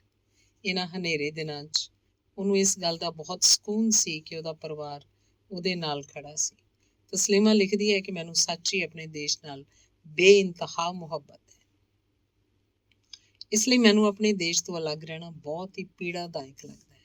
ਉਹਨੂੰ ਇਹ ਲਮਾ ਕਹਿਰ ਦਾ ਲੱਗਦਾ ਹੈ ਜਦੋਂ ਉਹਨੂੰ ਸਰਕਾਰ ਵੱਲੋਂ ਦੇਸ਼ ਛੱਡ ਕੇ ਜਾਣ ਦਾ ਫਰਮਾਨ ਜਾਰੀ ਹੋਇਆ ਤੇ ਉਹਨੂੰ ਦੇਸ਼, ਸ਼ਹਿਰ, ਗਲੀਆਂ, ਘਰ ਸਭ ਛੱਡ ਦੇਣਾ ਪਿਆ। ਸੱਚ ਨੇ ਸੂਲੀ ਤੇ ਹੀ ਲਟਕਣਾ ਹੁੰਦਾ ਹੈ, ਜ਼ਹਿਰਾ ਪਿਆਲਾ ਹੀ ਪੀਣਾ ਹੁੰਦਾ ਹੈ। ਨਪੁੰਸਕ ਸੋਚ ਨਾਲ ਭਰੀ ਭੀੜ 'ਚ ਸੱਚ ਦੇ ਵੀਰਜ ਦਾ ਇੱਕ ਸ਼ਕਤੀਸ਼ਾਲੀ ਕਣ ਹੈ ਤਸਲੀਮਾ ਨਸਰੀਨ। ਉਹਦੀ ਸੋਚ ਨੂੰ ਸਲਾਮ। ਜੀਵਨੀ ਪੜ੍ਹ ਕੇ ਹਟੀ ਤਾਂ ਖਬਰ ਸੁਣੀ ਤਸਲੀਮਾ ਨੇ ਭਾਰਤ ਸਰਕਾਰ ਵੱਲੋਂ ਪੋਲੀਟੀਕਲ ਸਟੇ ਮੰਗਿਆ। ਦੁਆ ਹੈ ਇੰਝ ਹੋਵੇ ਤੇ ਮੈਂ ਜਿਉਂਦੇ ਜਾਗਦੇ ਸੱਚ ਨੂੰ ਤੱਕ ਸਕਾਂ, ਮਿਲ ਸਕਾਂ। ਆਮੀਨ। ਅਗਲਾ ਅੰਗ ਹੈ ਜੰਗਲੀ ਸੋਚ। ਬਹੁਤ ਦਿਨਾਂ ਦੀ ਬੇਚੈਨੀ ਚੱਲ ਰਹੀ ਹੈ ਸਭ ਦੇ ਅੰਦਰ ਆਸਿਫਾ ਨੂੰ ਲੈ ਕੇ। ਨਿਰਸੰਦੇਹ ਉਹਨੇ ਰਾਤਾਂ ਦੀ ਨੀਂਦ ਖੋਈ ਹੈ ਤੇ ਸਵਾਲਾਂ ਦੇ ਜੰਜਾਲ ਮਨ ਅੰਦਰ ਪੈਦਾ ਕੀਤੇ ਨੇ। ਮੈਂ ਵੀ ਆਪਣੇ ਸੁਭਾਅ ਮੁਤਾਬਕ ਸਵਾਲਾਂ 'ਚ ਉਲਝ ਗਈ ਹਾਂ। ਮੇਰਾ ਜੀ ਕਹਿੰਦਾ ਹੈ ਕਿ ਕੋਈ ਵੀ ਹੁਣ ਆਸਿਫਾ ਦੀ ਤਸਵੀਰ ਸਾਂਝੀ ਨਾ ਕਰੇ, ਕੋਈ ਵੀ ਉੱਤੇ ਤਰਸ ਨਾ ਖਾਵੇ, ਬਲਕਿ ਉਹਦੀ ਤਕਲੀਫ ਨੂੰ ਮਜ਼ਬੂਤੀ ਨਾਲ ਆਪਣੇ ਅੰਦਰ ਜਜ਼ਬ ਕਰੇ ਤਾਂ ਕਿ ਉਹਨਾਂ ਦਰਿੰਦਿਆਂ ਨੂੰ ਸਜ਼ਾ ਦੇਣ 'ਚ ਸਭ ਆਪਣੀ ਨਫ਼ਰਤ ਨਾਲ ਆਪਣੀ ਸ਼ਮੂਲੀਅਤ ਪਾ ਸਕਣ। ਮੇਰੀ ਸੋਚ ਕਿ ਸਵਾਲ ਜਵਾਬ ਮੈਨੂੰ ਕਰਦੀ ਹੈ, ਮੈਨੂੰ ਆਪ ਵੀ ਨਹੀਂ ਪਤਾ ਲੱਗਦਾ। ਅੱਜ ਮੈਨੂੰ ਅਚਾਨਕ ਖਿਆਲ ਆਇਆ ਕਿ ਜਦੋਂ ਨਿਰਭੈ ਕਾਂਡ ਹੋਇਆ ਤੇ ਨਿਰਭੈ ਨਾਮ ਯਾਦ ਰਿਹਾ, ਜਦਕਿ ਕਾਤਲਾਂ ਨੂੰ ਜ਼ਿਆਦਾ ਹਾਈਲਾਈਟ ਕਰਨਾ ਚਾਹੀਦਾ ਸੀ ਤਾਂ ਕਿ ਸਭ ਲਈ ਇੱਕ ਸਬਕ ਹੁੰਦਾ। ਕੋਈ ਦੱਸ ਸਕਦਾ ਹੈ ਕਿ ਮਰਦ ਦੇ ਅੰਦਰ ਹਵਸ ਦੇ ਕਿਹੜੇ ਬੀਜ ਪਏ ਨੇ ਜੋ ਜਿਸਮ ਨੂੰ ਨੋਚਣ ਨੂੰ ਉਕਸਾਉਂਦੇ ਨੇ? ਉਹ ਕਿਹੜੇ ਬੀਜ ਪਏ ਨੇ ਜੋ ਔਰਤ ਨੂੰ ਇਨਸਾਨ ਸਮਝਣ ਤੋਂ ਮੁਨਕਰ ਨੇ? ਔਰਤ ਦੇ ਜਿਸਮ 'ਚੋਂ ਧਰਮ ਦੇ ਕਿਹੜੇ ਬੀਜ ਨੇ ਜੋ ਧਰਮ ਦੇ ਠੇਕੇਦਾਰਾਂ ਨੂੰ ਆਪਣੀ ਹਵਸ ਲਈ ਉਕਸਾ ਜਾਂਦੇ ਨੇ? ਜੋ ਇਹ ਲੋਕ ਬੇਸ਼ਰਮ ਦੀ ਹੱਦ ਪਾਰ ਕਰ ਜਾਂਦੇ ਨੇ। ਸਾਡੀਆਂ ਜੜ੍ਹਾਂ ਇੰਨੀਆਂ ਗੰਦੀਆਂ ਨੇ ਤੇ ਅਸੀਂ ਅੱਜ ਵੀ ਇਹਨਾਂ ਜੜ੍ਹਾਂ 'ਚ ਲੱਗੀ ਗੰਦੀ ਸੋਚ ਦੀ ਪਨੀਰੀ ਲਈ ਕੋਈ ਦਵਾ ਤਿਆਰ ਨਹੀਂ ਕਰ ਸਕੇ। ਮੇਰੀ ਦੋਸਤਾਂ ਦੀ ਲਿਸਟ ਵਿੱਚ ਨਹੀਂ, ਦੋਸਤ ਨਹੀਂ, ਜਾਣਕਾਰ ਦੀ ਲਿਸਟ ਵਿੱਚ ਵੀ ਅਜਿਹੇ ਲੋਕ ਨੇ ਜਿਨ੍ਹਾਂ ਨੇ ਬੇਸ਼ਰਮੀ ਨਾਲ ਜਵਾਬ ਦਿੱਤਾ ਕਿ ਹੋਇਆ ਤੇ ਆਸਿਫਾ ਬਹੁਤ ਮਾੜਾ, ਪਰ ਮੁਸਲਮਾਨ ਸੀ, ਚਲੋ ਛੱਡੋ, ਆਪਾਂ ਕੀ ਲੈਣਾ। ਸੱਚੀ ਕਿੰਨੀ ਵਧੀਆ ਗੱਲ ਕਹੀ ਸਭ ਨੇ। ਇਹ ਕਿਹੜੀ ਪਨੀਰੀ ਹੈ ਜੋ ਸਾਡੇ ਜਿਸਮਾਂ ਦੀ ਸੋਚ 'ਚ ਪਲ ਰਹੀ ਹੈ? ਫਸਲਾਂ ਨੂੰ ਮਾਰਨ ਵਾਲੀਆਂ ਦਵਾਈਆਂ ਦੀ ਇੰਨੀ ਜ਼ਰੂਰਤ ਨਹੀਂ ਸੀ ਜਿੰਨੀ ਇਨਸਾਨ ਦੀ ਗੰਦੀ ਸੋਚ ਨੂੰ ਮਾਰਨ ਲਈ ਜ਼ਰੂਰੀ ਸੀ। ਮੈਨੂੰ ਅਫਸੋਸ ਹੈ ਮੈਂ ਉਹਨਾਂ ਜਾਣਕਾਰਾਂ ਦੀ ਜ਼ਿੰਦਗੀ 'ਚ ਸ਼ਾਮਲ ਹਾਂ। ਇੱਕ ਹੋਰ ਸੋਚ ਸਾਂਝੀ ਕਰਾਂਗੀ। ਮੈਨੂੰ ਲੱਗਦਾ ਹੈ ਫਾਂਸੀ ਦੀ ਸਜ਼ਾ ਇਹਨਾਂ ਲਈ ਬਿਲਕੁਲ ਨਹੀਂ ਹੋਣੀ ਚਾਹੀਦੀ। ਇੱਕ ਵਾਰ ਮਰਨਾ ਇੰਨਾ ਦਰਦਨਾਕ ਨਹੀਂ ਹੁੰਦਾ ਜਿੰਨਾ ਰੋਜ਼ ਮਰਨਾ। ਇਹਨਾਂ ਨੂੰ ਤਿਲ ਤਿਲ ਕਰਕੇ ਮਰਨ ਦੀ ਸਜ਼ਾ ਮਿਲਣੀ ਚਾਹੀਦੀ ਹੈ ਤਾਂ ਕਿ ਦੂਜੇ ਲੋਕ ਕੰਬ ਜਾਣ, ਅਪਰਾਧ ਕਰਨ ਲੱਗੇ। ਧੰਨਵਾਦ। ਜੋਤੀ ਬਾਵਾ ਦੀ ਪੁਸਤਕ ਖਿਲਾਫੇ ਦਸਤੂਰ ਦਾ ਅਗਲਾ ਅੰਗ ਨਾਰੀ ਦੀ ਸੁਤੰਤਰਤਾ, ਬਦਲਾ ਭਾਵਨਾ। ਆਪਣੇ ਸਫ਼ਰ ਤੇ ਤੁਰਦੀ ਔਰਤ ਕਈ ਪੜਾਵਾਂ 'ਚੋਂ ਲੰਘੀ ਤੇ ਬਹੁਤ ਸਾਰਾ ਕੁਝ ਉਹਦੀ ਵੀ ਸਮਝ ਤੱਕ ਆ ਪਹੁੰਚਿਆ। ਸਮਝ ਇੱਕ ਐਸੀ ਅਵਸਥਾ ਹੈ ਜਿਸ ਤੱਕ ਪਹੁੰਚ ਕੇ ਵਾਪਸ ਨਹੀਂ ਮੁੜਿਆ ਜਾ ਸਕਦਾ। ਜੋ ਵੀ ਅਸੀਂ ਇੱਕ ਵਾਰ ਜਾਣ ਲੈਂਦੇ ਹਾਂ ਉਹਨੂੰ ਭੁਲਾ ਨਹੀਂ ਸਕਦੇ, ਤੇ ਬਹੁਤ ਵਾਰ ਸਥਿਤੀ ਦੀ ਸਮਝ ਤਾਂ ਆ ਜਾਂਦੀ ਹੈ ਪਰ ਉਸ ਉੱਤੇ ਕੋਈ ਅਖਤਿਆਰ ਨਹੀਂ ਹੁੰਦਾ। ਔਰਤ ਨੂੰ ਵੀ ਆਪਣੀ ਸਥਿਤੀ ਦਾ ਗਿਆਨ ਤਾਂ ਹੋ ਗਿਆ ਪਰ ਅਖਤਿਆਰ ਨਹੀਂ ਹੋਇਆ। ਇੱਕ ਕਸ਼ਮਕਸ਼ ਦੀ ਸਥਿਤੀ ਪੈਦਾ ਹੋ ਗਈ। ਇਸੇ ਕਸ਼ਮਕਸ਼ ਦੀ ਸਥਿਤੀ 'ਚ ਫਸੀ ਔਰਤ ਘੜੀ ਦੇ ਪੈਂਡੂਲਮ ਵਾਂਗ ਕਦੇ ਇੱਧਰ ਕਦੇ ਉੱਧਰ ਹੋ ਰਹੀ ਹੈ। ਦੁਬਿਧਾ ਉਹਦਾ ਹਾਸਲ ਬਣ ਗਈ ਹੈ। ਇਹੀ ਦੁਬਿਧਾ ਸਾਡੀਆਂ ਸਾਹਿਤਿਕ ਰਚਨਾਵਾਂ ਦੀ ਨਾਇਕਾ ਦੇ ਹਿੱਸੇ ਆਈ ਹੈ। ਸੈਕਿੰਡ ਸੈਕਸ ਵਿੱਚ ਲੇਖਿਕਾ ਲਿਖਦੀ ਹੈ ਕਿ ਜਿਸ ਵੇਲੇ ਕੋਈ ਵਿਅਕਤੀ ਆਪਣੇ ਆਪ ਨੂੰ ਸੁਤੰਤਰ ਕਰਨ ਦੀ ਕੋਸ਼ਿਸ਼ ਕਰਦਾ ਹੈ, ਦੂਸਰਾ ਉਹਨੂੰ ਖਤਰਾ ਲੱਗਣ ਲੱਗ ਪੈਂਦਾ ਹੈ। ਇਸ ਦਾ ਨਤੀਜਾ ਇਹ ਨਿਕਲਦਾ ਹੈ ਕਿ ਉਹ ਆਪਣੀ ਸੁਤੰਤਰਤਾ ਨੂੰ ਧਿਆਨ 'ਚ ਨਾ ਰੱਖਦੇ ਹੋਏ ਦੂਜੇ ਨੂੰ ਮਿਟਾਉਣ 'ਚ ਲੱਗਾ ਰਹਿੰਦਾ ਹੈ। ਇੰਜ ਦਾ ਹੀ ਔਰਤ ਨਾਲ ਹੋਇਆ। ਮਰਦ ਦੀ ਕਥਿਤ ਗੁਲਾਮੀ ਹੰਢਾ ਰਹੀ ਔਰਤ ਜਦ ਆਪਣੀ ਸੁਤੰਤਰਤਾ ਦੀ ਚਿਣਗ ਜਾਗੀ ਤਾਂ ਕੋਸ਼ਿਸ਼ ਤਾਂ ਉਹਨੇ ਆਪਣੇ ਅਹਿਸਾਸ ਨੂੰ ਜਗਾਉਣ ਦੀ ਕਰਨੀ ਸੀ, ਪਰ ਬਜਾਏ ਇਹਦੇ ਉਹ ਦੂਸਰੇ ਨੂੰ ਮਿਟਾਉਣ 'ਚ ਲੱਗ ਗਈ। ਉਹਦੇ ਅੰਦਰ ਆਪਣੀ ਸੁਤੰਤਰਤਾ ਨਹੀਂ, ਬਦਲੇ ਦੀ ਭਾਵਨਾ ਘਰ ਕਰ ਗਈ ਹੈ। ਇਸੇ ਕਾਰਨ ਉਹਦੀ ਸਾਰੀ ਜ਼ਿੰਦਗੀ ਉਹਦੇ ਵਿਰੋਧੀ ਦੇ ਇਰਦ ਗਿਰਦ ਘੁੰਮਦੀ ਹੈ। ਉਹ ਭੁੱਲ ਚੁੱਕੀ ਹੈ ਕਿ ਸੁਤੰਤਰਤਾ ਹਰ ਇਨਸਾਨ ਦਾ ਨਿੱਜੀ ਹੱਕ ਹੈ, ਨਾ ਕਿ ਕਿਸੇ ਤੋਂ ਲੈਣ ਵਾਲੀ ਚੀਜ਼। ਮਰਦ ਨੇ ਭਲਾ ਕਿਸੇ ਤੋਂ ਸੁਤੰਤਰਤਾ ਲਈ ਸੀ? ਸਾਹਿਤਿਕ ਰਚਨਾਵਾਂ 'ਚ ਪੇਸ਼ ਹੋ ਰਹੀ ਨਾਰੀ, ਉਹਦੀ ਆਧੁਨਿਕਤਾ, ਉਹਦੀਆਂ ਸਮੱਸਿਆਵਾਂ ਜਦ ਤੱਕ ਮਰਦ ਸਾਹਿਤਕਾਰ ਪੇਸ਼ ਕਰ ਰਿਹਾ ਸੀ, ਉਸ ਉੱਤੇ ਸਭ ਨੂੰ ਮਰਦ ਦੇ ਕੋਣ ਤੋਂ ਵੇਖਣ ਦਾ ਦੋਸ਼ ਲਗਾਇਆ ਜਾ ਰਿਹਾ ਸੀ। ਪਰ ਜੋ ਨਾਰੀ ਪਾਤਰ ਸਾਹਿਤਕਾਰ ਔਰਤਾਂ ਨੇ ਆਪਣੀਆਂ ਰਚਨਾਵਾਂ 'ਚ ਸਿਰਜੇ ਕਿ ਉਹ ਕਿਸੇ ਵੀ ਤਰ੍ਹਾਂ ਆਪਣੀ ਸੁਤੰਤਰਤਾ ਦੀ ਸਹੀ ਭਾਵਨਾ ਨੂੰ ਪ੍ਰਗਟਾ ਸਕੀਆਂ। ਔਰਤ ਆਪ ਹੀ ਆਪਣਾ ਜੋ ਹਸ਼ਰ ਕਰ ਰਹੀ ਹੈ, ਉਹਦੇ ਬਾਅਦ ਮਰਦ ਪ੍ਰਤੀ ਗਿਲਾ ਰੱਖਣ ਵਾਲੀ ਕਿਹੜੀ ਗੱਲ ਬਣਦੀ ਹੈ? ਮੈਂ ਕੁਝ ਕੁ ਲੇਖਕਾਂ ਦੀਆਂ ਕਹਾਣੀਆਂ ਬਾਰੇ ਗੱਲ ਕਰਨਾ ਚਾਹੁੰਦੀ ਹਾਂ, ਪਰ ਮੇਰੀ ਸਾਰੀ ਟਿੱਪਣੀ ਉਹਨਾਂ ਦੇ ਸਿਰਜੇ ਪਾਤਰਾਂ ਬਾਰੇ ਹੈ, ਖਾਸ ਤੌਰ ਤੇ ਔਰਤ ਪਾਤਰ ਬਾਰੇ, ਨਾ ਕਿ ਉਹਨਾਂ ਦੇ ਹੁਨਰ ਤੇ ਉਹਨਾਂ ਦੀ ਸਾਹਿਤਿਕ ਸਥਿਤੀ ਬਾਰੇ। ਦਲੀਪ ਕੌਰ ਟਿਵਾਣਾ ਦੀ ਇੱਕ ਕਹਾਣੀ ਸਧਾਰਨ ਔਰਤ ਮੇਰੇ ਮੱਥੇ 'ਚ ਅੜ ਗਈ। ਔਰਤ ਜੇ ਉਹ ਸਧਾਰਨ ਨਹੀਂ ਤਾਂ ਉਸ ਤੇ ਇੱਕ ਲੰਬੀ ਕਹਾਣੀ ਲਿਖੀ ਜਾ ਸਕਦੀ ਹੈ। ਉਹਦੇ ਇਰਦ ਗਿਰਦ ਕਈ ਤਰ੍ਹਾਂ ਦੇ ਜਾਲ ਪਾਏ ਜਾ ਸਕਦੇ ਹਨ। ਮਰਦਾਂ ਤੋਂ ਲੈ ਕੇ ਕਲਪਨਾਵਾਂ ਭਰੀਆਂ ਦੁਖਦ ਸਥਿਤੀਆਂ, ਆਧੁਨਿਕ ਪਹਿਰਾਵੇ ਤੋਂ ਲੈ ਕੇ ਆਧੁਨਿਕ ਸੋਚ ਤੱਕ ਕੁਝ ਵੀ ਲਿਖਿਆ ਜਾ ਸਕਦਾ ਹੈ। ਪਰ ਕੀ ਸਧਾਰਨ ਔਰਤ ਦੀ ਸਧਾਰਨਤਾ 'ਚੋਂ ਲੇਖਕਾਂ ਨੂੰ ਕੋਈ ਵੀ ਅਸਾਧਾਰਨ ਗੱਲ ਨਹੀਂ ਲੱਭਦੀ? 4 ਲਾਈਨਾਂ 'ਚ ਉਹਦਾ ਅੰਤ ਹੋ ਜਾਂਦਾ ਹੈ। ਇੱਥੇ ਮੈਂ ਇਹ ਨਹੀਂ ਕਹਿਣਾ ਚਾਹੁੰਦੀ ਕਿ ਕੋਈ ਕਹਾਣੀ ਛੋਟੀ ਨਹੀਂ ਹੋ ਸਕਦੀ। ਸੈਕਿੰਡ ਸੈਕਸ 'ਚ ਵੀ ਲੇਖਕਾਂ ਨੇ ਔਰਤਾਂ ਦੇ ਸਾਰੇ ਸਧਾਰਨ ਕੰਮਾਂ ਨੂੰ ਨੀਰਸਤਾ ਭਰਿਆ ਤੇ ਉਬਾਊ ਕਰਾਰ ਦਿੱਤਾ ਹੈ। ਸਵਾਲ ਇਹ ਉੱਠਦਾ ਹੈ ਕਿ ਦਲੀਪ ਕੌਰ ਦੀ ਸਧਾਰਨ ਔਰਤ ਦੀ ਜੋ ਅਵਸਥਾ ਹੈ, ਉਹ ਲੇਖਕਾਂ ਨੂੰ ਇੰਨੀ ਸਹਿਜ ਕਿਉਂ ਲੱਗਦੀ ਹੈ? ਤਨ ਢਕਣ ਲਈ ਜੇ ਕੱਪੜੇ ਦੀ ਲੋੜ ਹੈ ਤਾਂ ਉਹਨੂੰ ਧੋਣਾ ਵੀ ਪਏਗਾ। ਖਾਣਾ ਖਾਓਗੇ ਤੇ ਬਣਾਓਗੇ ਵੀ, ਭਾਂਡੇ ਵਰਤੋਗੇ ਤਾਂ ਧੋਵੋਗੇ ਵੀ, ਸਿਰਜਣ ਕਿਰਿਆ ਚਾਹੋਗੇ ਤਾਂ ਪਰਿਵਾਰ ਵੀ ਪਾਲੋਗੇ। ਜੀਵਨ ਦੀਆਂ ਬੁਨਿਆਦੀ ਕਿਰਿਆਵਾਂ ਚਾਹੇ ਔਰਤ ਕਰੇ ਚਾਹੇ ਮਰਦ, ਉਹਨਾਂ 'ਚ ਇੱਕ ਡੂੰਘੀ ਅਸਾਧਾਰਨਤਾ ਹੈ। ਜੇ ਅਸੀਂ ਸਮਝਦੇ ਹਾਂ ਕਿ ਬੰਦਾ ਤਾਂ ਇਹਨਾਂ ਕੰਮਾਂ ਤੋਂ ਆਜ਼ਾਦ ਹੈ ਤੇ ਇਸੇ ਵਿਚਾਰ ਦੇ ਆਧਾਰ ਤੇ ਅਸੀਂ ਇਹਨਾਂ ਕੰਮਾਂ ਨੂੰ ਬੰਦੇ ਤੇ ਸ਼ਿਫਟ ਕਰ ਦੇਣਾ ਚਾਹੁੰਦੇ ਹਾਂ ਤਾਂ ਗੱਲ ਉੱਥੇ ਹੀ ਰਹਿਣੀ ਹੈ। ਜੇ ਕੰਮ ਇੰਨੇ ਨੀਰਸ ਤੇ ਉਬਾਅ ਦੇਣ ਵਾਲੇ ਹਨ ਤਾਂ ਕੱਲ ਨੂੰ ਉਹਨਾਂ ਨੇ ਵੀ ਉਕਤਾ ਜਾਣਾ। ਔਰਤ ਇੱਥੇ ਵੀ ਸੁਤੰਤਰਤਾ ਦੇ ਚੱਕਰ 'ਚ ਬਦਲਾ ਹੀ ਤਾਂ ਮੰਗ ਰਹੀ ਹੈ। ਕੰਮਾਂ ਦੀ ਕਾਣੀ ਵੰਡ ਦੇ ਖਿਲਾਫ ਤਾਂ ਲੜਿਆ ਜਾ ਸਕਦਾ ਹੈ, ਪਰ ਜੇ ਇੰਜ ਬਿਨਾਂ ਸਮਝਿਆਂ ਸਿਰਫ ਅਦਲ ਬਦਲ ਕੀਤਾ ਜਾਏਗਾ ਤੇ ਹੱਥ ਕੁਝ ਨਹੀਂ ਆਉਣਾ। ਜ਼ਰੂਰੀ ਹੈ ਕਿ ਸਾਹਿਤਕਾਰ ਆਪਣੇ ਪਾਤਰਾਂ ਨੂੰ ਸੁਤੰਤਰਤਾ ਦੇ ਨਿੱਜੀ ਅਰਥਾਂ 'ਚ ਉਸਾਰਨ, ਨਾ ਕਿ ਬਦਲੇ ਦੀ ਸਥਿਤੀ 'ਚ। ਸਧਾਰਨ ਔਰਤ ਦੇ ਪਾਤਰ ਦੇ ਰੂਪ 'ਚ ਲੇਖਿਕਾ ਔਰਤ ਦੀ ਸਧਾਰਨਤਾ ਨੂੰ ਗੁਲਾਮੀ ਦੇ ਚਿੰਨ੍ਹ ਦੇ ਰੂਪ 'ਚ ਪੇਸ਼ ਕਰਦੀ ਹੈ। ਉਹਦੀ ਹਾਲਤ ਜਿਸ ਵਿੱਚ ਉਹ ਜੀਵਨ ਦੀਆਂ ਬੁਨਿਆਦੀ ਲੋੜਾਂ ਪੂਰੀਆਂ ਕਰ ਰਹੀ ਹੈ ਨੂੰ ਇੱਕ ਤਰਸਯੋਗ ਸਥਿਤੀ ਬਣਾ ਕੇ ਪੇਸ਼ ਕਰ ਰਹੀ ਹੈ। ਇੱਥੇ ਲੋੜ ਹੈ ਉਹਨੂੰ ਇਨਸਾਨ ਹੋਣ ਦੇ ਆਪਣੇ ਹੱਕਾਂ ਬਾਰੇ ਜਗਾਉਣ ਦੀ, ਤਾਂ ਕਿ ਉਹ ਸਧਾਰਨ ਕੰਮਾਂ ਦੇ ਬਾਵਜੂਦ ਸਵੈ ਮਾਣ ਤੇ ਆਨੰਦ ਨਾਲ ਜੀ ਸਕੇ। ਦ ਸੈਕਿੰਡ ਸੈਕਸ 'ਚ ਹੀ ਲੇਖਿਕਾ ਕਹਿੰਦੀ ਹੈ ਕਿ ਔਰਤ ਦਾ ਆਰਥਿਕ ਪੱਖ ਤੋਂ ਮਜ਼ਬੂਤ ਹੋਣਾ ਹੀ ਉਹਦੀ ਸਥਿਤੀ ਨੂੰ ਬਦਲ ਸਕਦਾ ਹੈ। ਜੇ ਉਹ ਕੰਮ ਕਰਦੀ ਹੈ ਤਾਂ ਉਹ ਆਜ਼ਾਦ ਹੋ ਸਕਦੀ ਹੈ। ਪਰ ਜਿਸ ਤਰ੍ਹਾਂ ਦਾ ਸੈਲਫ ਡਿਪੈਂਡੈਂਟ ਔਰਤ ਦਾ ਕਿਰਦਾਰ ਸਾਹਿਤਿਕ ਰਚਨਾਵਾਂ 'ਚ ਪੇਸ਼ ਹੈ, ਉਸ ਤੋਂ ਤਾਂ ਸਧਾਰਨ ਔਰਤ ਜ਼ਿਆਦਾ ਆਜ਼ਾਦ ਮਹਿਸੂਸ ਹੁੰਦੀ ਹੈ। ਅਜੀਤ ਕੌਰ ਦੀਆਂ ਬਹੁਤੀਆਂ ਕਹਾਣੀਆਂ ਦੀ ਔਰਤ ਪਾਤਰਾਂ ਮੈਨੂੰ ਤਰਸਯੋਗ ਘੱਟ ਤੇ ਮੂਰਖ ਜ਼ਿਆਦਾ ਲੱਗਦੀਆਂ ਹਨ। ਲਗਭਗ ਹਰ ਕਹਾਣੀ 'ਚ ਇੱਕ ਮਰਦ ਦੀ ਤਲਾਸ਼ ਹੈ, ਮਰਦ ਮਿਲਦਾ ਹੈ, ਕੁਝ ਦੇਰ ਦੀ ਸੰਤੁਸ਼ਟੀ ਤੇ ਫਿਰ ਉਹੀ ਮਾਨਸਿਕ ਭਟਕਣਾ, ਉਹੀ ਅਸੰਤੁਸ਼ਟੀ, ਉਹੀ ਤਲਾਸ਼। ਫਾਲਤੂ ਔਰਤ ਦੀ ਨਾਇਕਾ ਨੂੰ ਇਹ ਪਤਾ ਵੀ ਲੱਗ ਜਾਂਦਾ ਹੈ ਕਿ ਉਹਦਾ ਮਹਿਬੂਬ ਸ਼ਾਦੀशुदा ਹੈ, ਫਿਰ ਵੀ ਆਪਣੀ ਸੰਤੁਸ਼ਟੀ ਖਾਤਰ ਉਸ ਕੋਲ ਜਾਂਦੀ ਹੈ। ਮਾਨਸਿਕ ਤੇ ਸਰੀਰਕ ਤੌਰ ਤੇ ਉਹਨੂੰ ਭੋਗਦੀ ਹੈ। ਉਹ ਮਹਿਬੂਬ ਨੂੰ ਆਪਣੀ ਜ਼ਰੂਰਤ ਆਪ ਬਣਾਉਂਦੀ ਹੈ। ਦੂਜੇ ਪਾਸੇ ਮਰਦ ਉਸ ਨਾਲ ਵੀ ਹੈ ਤੇ ਆਪਣੀ ਬੀਵੀ ਨਾਲ ਵੀ ਐਡਜਸਟ ਕਰੀ ਜਾਂਦਾ ਹੈ। ਹਕੀਕੀ ਸਥਿਤੀ ਦਾ ਗਿਆਨ ਉਸ ਔਰਤ ਨੂੰ ਭਲੀ ਭਾਂਤ ਹੈ, ਫਿਰ ਵੀ ਉਹ ਆਪ ਹੀ ਇਸ ਵਿੱਚੋਂ ਨਿਕਲਣਾ ਨਹੀਂ ਚਾਹੁੰਦੀ, ਪਰ ਆਪਣੇ ਆਪ ਨੂੰ ਫਾਲਤੂ ਔਰਤ ਦਾ ਸਿਰਨਾਵਾਂ ਦੇ ਕੇ ਤਰਸ ਦਾ ਪਾਤਰ ਬਣਨਾ ਚਾਹੁੰਦੀ ਹੈ। ਇਹ ਕਿਰਦਾਰ ਔਰਤ ਦੀ ਆਧੁਨਿਕਤਾ ਦਾ ਵਿਕਾਸ ਆਧਾਰ ਕਿੰਜ ਬਣ ਸਕਦਾ ਹੈ?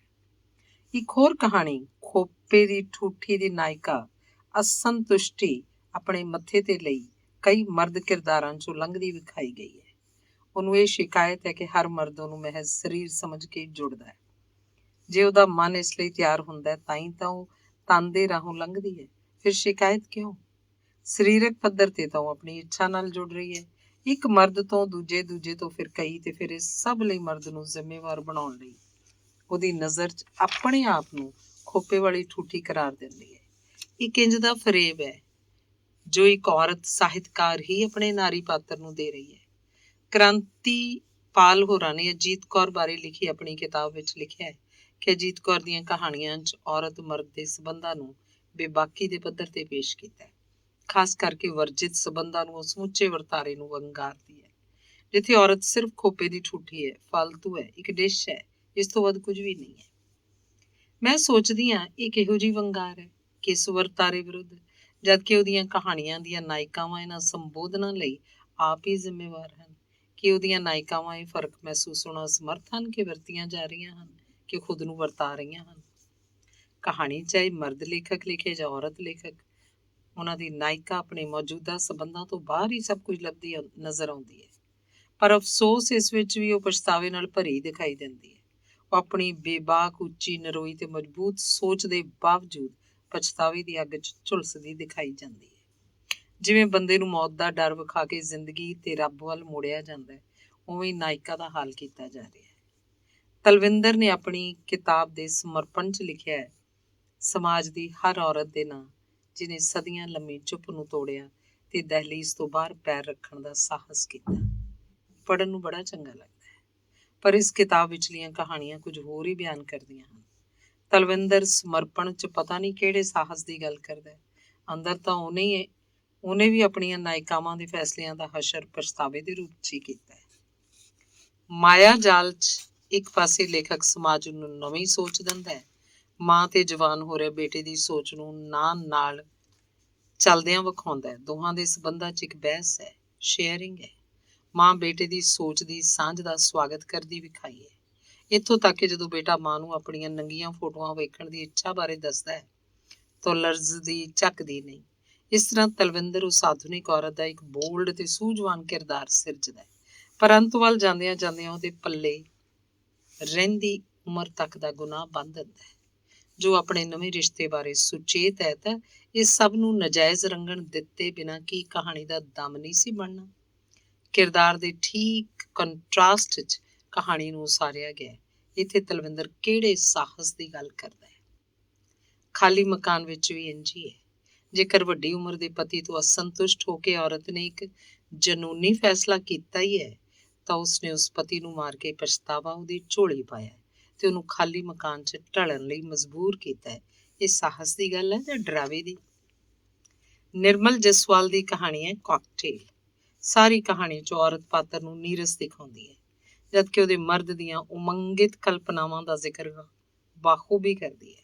ਉਹਦੇ ਨਿੱਕੇ ਨਿੱਕੇ ਅਹਿਸਾਸਾਂ ਨੂੰ ਬੜੇ ਭਾਵਪੂਰਤ ਤਰੀਕੇ ਨਾਲ ਪੇਸ਼ ਕਰਦੀ ਹੈ, ਜਿਹਨੂੰ ਔਰਤ ਵੱਲੋਂ ਨੀਰਸਤਾ ਭਰੇ ਢੰਗ ਨਾਲ ਲੈਂਦਿਆਂ ਵਿਖਾਇਆ ਗਿਆ। ਪਰ ਅੰਤ 'ਚ ਅਦਲੇ ਬਦਲੇ ਦੇ ਆਪਣੇ ਵਿਸ਼ੇ ਨੂੰ ਪੂਰਾ ਕਰਨ ਲਈ ਪਤਾ ਨਹੀਂ ਕਿੱਥੋਂ ਉਹਨੂੰ ਦੂਜੇ ਮਰਦ ਪ੍ਰਤੀ ਉਮੰਗਿਤ ਦਿਖਾ ਦਿੱਤਾ ਹੈ।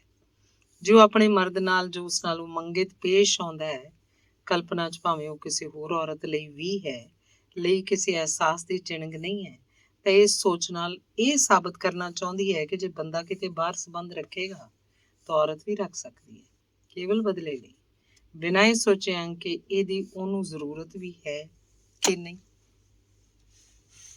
ਬਹੁਤੀਆਂ ਸਾਹਿਤਿਕ ਰਚਨਾਵਾਂ 'ਚ ਔਰਤ ਦੇ ਕਿਰਦਾਰ ਦੇ ਬਹੁਤੇ ਸ਼ੇਡ ਉਹਦੇ ਸਰੀਰ ਦੇ ਆਲੇ ਦੁਆਲੇ ਘੁੰਮਦੇ ਹਨ।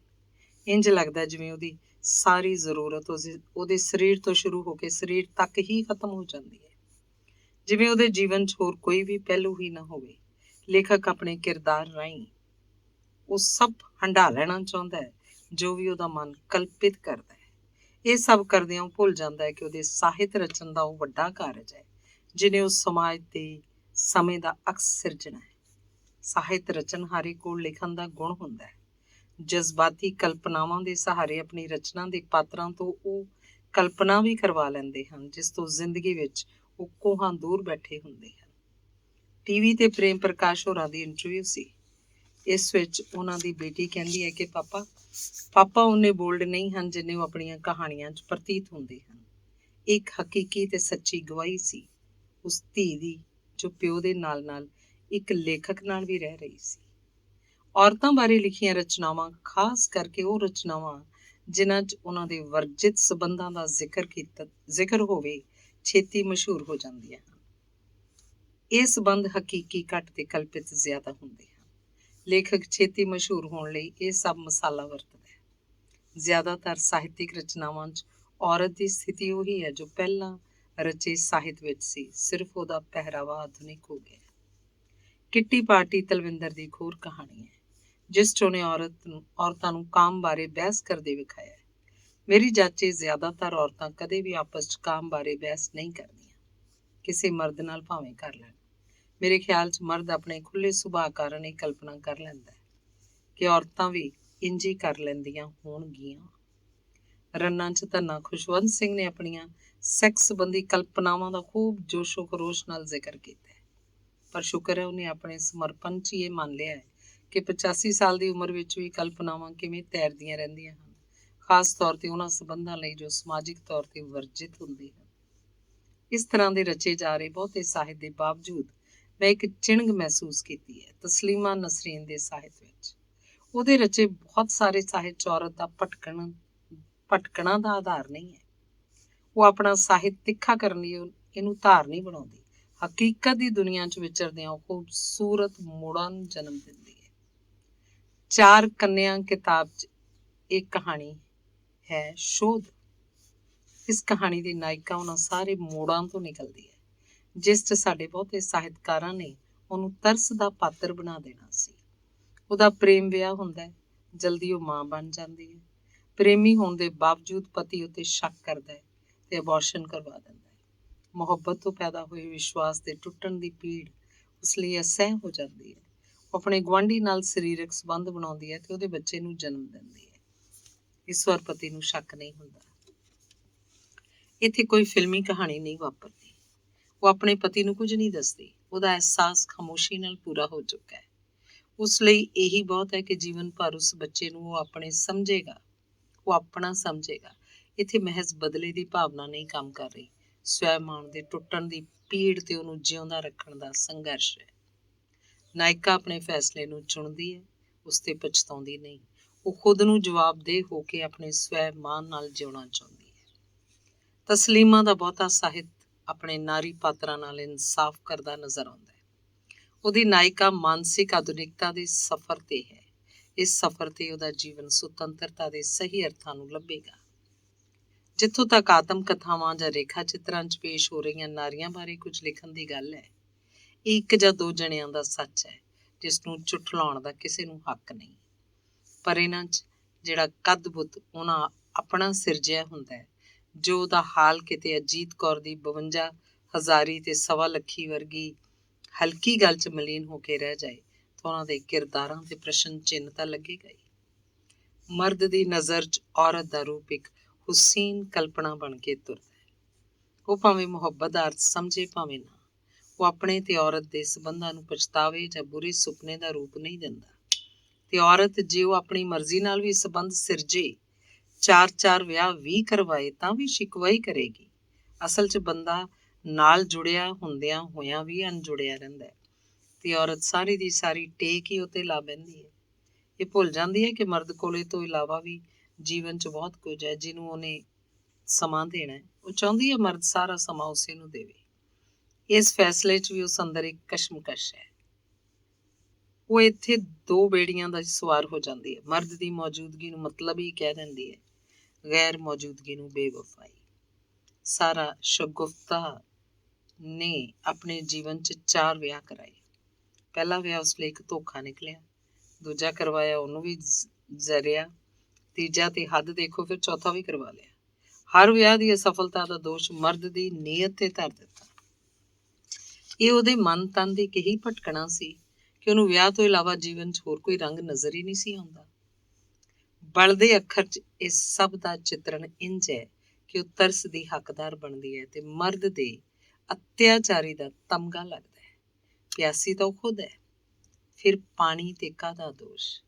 ਇੰਨੀ ਤਿੱਖੀ ਤੇ ਬੁਲੰਦ ਸੋਚ ਦੇ ਬਾਵਜੂਦ ਉਹਦੇ ਅੰਦਰ ਇੱਕ ਐਸੀ ਬੇਬਸੀ ਹੈ ਕਿ ਉਹ ਬੰਦਿਆਂ ਦੀ ਲੋੜ ਤੋਂ ਮੁਕਤ ਹੋ ਕੇ ਆਪਣੇ ਅੰਦਰ ਦੀ ਔਰਤ ਦਾ ਕੋਈ ਮਜ਼ਬੂਤ ਮੁਕਾਮ ਨਹੀਂ ਸਿਰਜਦੀ। ਔਰਤ ਦਾ ਕਿਰਦਾਰ ਸਾਹਿਤਿਕ ਰਚਨਾਵਾਂ 'ਚ ਹੁਣ ਇੱਕ ਇਤਿਹਾਸਕ ਮੋੜ ਦੀ ਮੰਗ ਕਰ ਰਿਹਾ ਹੈ। ਨਾਇਕਾ ਹੁਣ ਸੱਚਮੁੱਚ ਹੀ ਨਾਇਕਾ ਬਣਨਾ ਚਾਹੁੰਦੀ ਹੈ। ਨਿੱਜੀ ਸੁਤੰਤਰਤਾ ਨੂੰ ਮਾਣਦਿਆਂ ਉਹ ਆਪਣੀ ਬੇਬਾਕ, ਨਵੀਂ ਤੇ ਮਜ਼ਬੂਤ ਸੋਚ ਨਾਲ ਫੈਸਲੇ ਲੈਂਦੀ ਨਜ਼ਰ ਆਉਣਾ ਚਾਹੁੰਦੀ ਹੈ। ਭਟਕਣ ਦੀ ਕਿਸ਼ਤੀ 'ਚ ਜੀਵਨ ਦਾ ਦਰਿਆ ਪਾਰ ਕਰਨ ਦੀ ਹੁਣ ਕੋਈ ਇੱਛਾ ਨਹੀਂ। ਮਰਦ ਪ੍ਰਤੀ ਬਦਲੇ ਦੀ ਭਾਵਨਾ 'ਚੋਂ ਨਿਕਲ ਕੇ ਉਹ ਜੀਵਨ ਦੀਆਂ ਹੋਰ ਚੁਣੌਤੀਆਂ ਦਾ ਸਾਹਮਣਾ ਕਰਨਾ ਚਾਹੁੰਦੀ ਹੈ। ਖੁਦ ਨੂੰ ਜਵਾਬਦੇਹ ਹੁੰਦਿਆਂ ਆਪਣੇ ਸਵੈ ਮਾਣ ਨੂੰ ਜਿਉਂਦਾ ਰੱਖਣਾ ਚਾਹੁੰਦੀ ਹੈ। ਜੇ ਉਹਨੂੰ ਪਿਆਸ ਲੱਗਦੀ ਹੈ ਤਾਂ ਪਾਣੀ ਪੀਣ ਦੇ ਫੈਸਲੇ ਤੇ ਦੁਚਿੱਤੀ ਜਾਂ ਪਛਤਾਵੇ 'ਚ ਨਹੀਂ ਰਹਿਣਾ ਚਾਹੁੰਦੀ। ਜੇ ਮਰਦ ਇੱਕ ਵਾਰ ਜ਼ਿੰਦਗੀ ਜਿਉਂਦਾ ਹੈ ਤਾਂ ਔਰਤ ਵੀ ਇੱਕ ਵਾਰ ਹੀ ਜ਼ਿੰਦਗੀ ਜਿਉਂਦੀ ਹੈ। ਜ਼ਿੰਦਗੀ 'ਚ ਬਹੁਤ ਕੁਝ ਹੈ ਮੰਨਣ ਵਾਲਾ, ਜਿਉਣ ਵਾਲਾ, ਜਿਹਦੀ ਉਹ ਵੀ ਹੱਕਦਾਰ ਹੈ। ਨਾਇਕ ਹੋਣ ਹੋਰ ਨੀਰਸ ਜੀਵਨ ਨਹੀਂ ਜਿਉਣਾ ਚਾਹੁੰਦੀ ਤੇ ਨਾ ਹੀ ਤਰਸ ਦੀ ਪਾਤਰ ਬਣਨ ਦੀ ਇੱਛਾ ਰੱਖਦੀ ਹੈ। ਨਾਇਕਾ ਹੁਣ ਕੇਵਲ ਵਰਜਿਤ ਸਬੰਧਾਂ ਦੀ ਗਾਥਾ ਨਹੀਂ ਰਹਿਣਾ ਚਾਹੁੰਦੀ। ਉਹ ਤਨ ਤੋਂ ਉੱਠ ਕੇ ਜੀਵਨ ਦੀਆਂ ਹੋਰ ਉਮੰਗਿਤ ਅਵਸਥਾਵਾਂ ਨੂੰ ਵੀ ਮਾਨਣਾ ਚਾਹੁੰਦੀ ਹੈ। ਉਹ ਭਾਵੁਕ ਤੇ ਫਰੇਬੀ ਫੈਸਲਿਆਂ ਦੇ ਜਾਲ 'ਚੋਂ ਬਾਹਰ ਨਿਕਲ ਕੇ ਉਸ ਫੈਸਲੇ ਦੇ ਗਲ ਲੱਗਣਾ ਚਾਹੁੰਦੀ ਹੈ ਜਿਸ ਨਾਲ ਉਹਦਾ ਅਕਸ ਔਰਤ ਹੋਣ ਦੇ ਹਾਣ ਦਾ ਹੋ ਸਕੇ, ਜਿਸ ਨਾਲ ਉਹ ਮਨੁੱਖ ਹੋਣ ਦਾ ਆਨੰਦ ਮਹਿਸੂਸ ਕਰ ਸਕੇ। ਧੰਨਵਾਦ। ਅਗਲਾ ਅੰਗ ਹੈ ਰੋਲ ਮਾਡਲ। ਸਵਾਲ ਕੁਝ ਸਮਾਂ ਪਹਿਲਾਂ ਮੇਰੀ ਜ਼ਿੰਦਗੀ 'ਚ ਰੋਜ਼ ਗੁਜ਼ਰਦੇ ਸੀ, ਜੋ ਤੁਹਾਨੂੰ ਮਾਨਸਿਕ ਤੌਰ ਤੇ ਤੋੜਦੇ ਵੀ ਸੀ। ਹਾਲਾਤ ਦੇ ਹਾਦਸੇ ਜ਼ਿੰਦਗੀ 'ਚ ਘਟਣ ਦੀ ਬਜਾਏ ਵੱਧ ਰਹੇ ਸੀ, ਪਰ ਮੇਰੀ ਆਪਣੀ ਜਿਉਣ ਦੀ ਤਾਕਤ ਨੇ ਮੈਨੂੰ ਡਿੱਗਣ ਨਹੀਂ ਦਿੱਤਾ। ਮੈਂ ਆਪਣੀਆਂ ਕਈ ਕਮਜ਼ੋਰੀਆਂ ਨਾਲ ਖਿਲਵਾੜ ਦੀ ਦੁਨੀਆ 'ਚ ਕਦਮ ਰੱਖਿਆ ਤੇ ਕਈ ਮੰਜ਼ਿਲਾਂ ਤੈਅ ਕੀਤੀਆਂ। ਬਹੁਤ ਸਾਰੇ ਲੋਕ ਮੈਨੂੰ ਸੋਸ਼ਲ ਮੀਡੀਆ ਤੇ ਦੇਖਦੇ ਰਹੇ ਪਰ ਬੋਲੇ ਕੁਝ ਨਹੀਂ। ਪਰ ਕੁਝ ਮਹੀਨਿਆਂ ਤੋਂ ਕਮਾਲ ਦੀ ਗੱਲ ਇਹ ਹੋਈ ਕਿ ਉਹ ਸ਼ਰੇਆਮ ਤੇ ਨਹੀਂ ਪਰ ਇਨਬਾਕਸ 'ਚ ਮੇਰੇ ਨਾਲ ਗੱਲਾਂ ਕਰ ਰਹੇ ਹਨ ਤੇ ਮੰਨੇ ਵੀ ਕਿ ਬਹੁਤ ਜਲਨ ਹੁੰਦੀ ਹੈ ਤੁਹਾਨੂੰ ਹਾਦਸਿਆਂ ਤੋਂ ਬਾਅਦ ਜਿਉਂਦਿਆਂ ਦੇਖ ਕੇ। ਜਦੋਂ ਔਰਤਾਂ ਇੰਝ ਲਿਖਣ ਦਾ ਹੌਸਲਾ ਕਰਨ ਤੇ ਮੈਨੂੰ ਬਹੁਤ ਚੰਗਾ ਲੱਗਦਾ ਹੈ।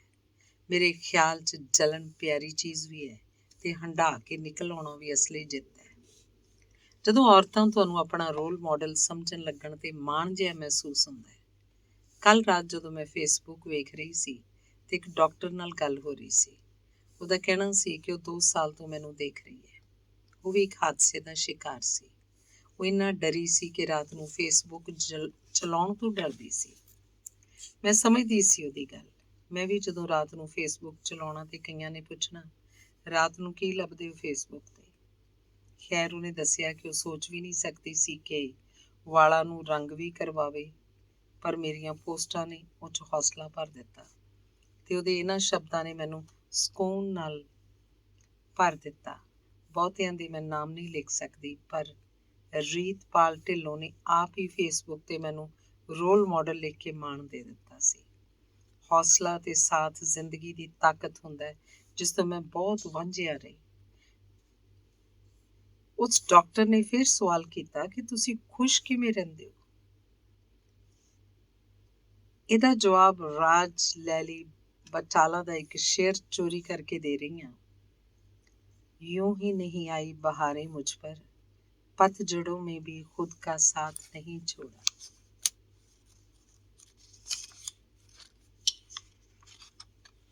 अगला अंग है प्यार दा एक रंग। ਇਹ ਵੀ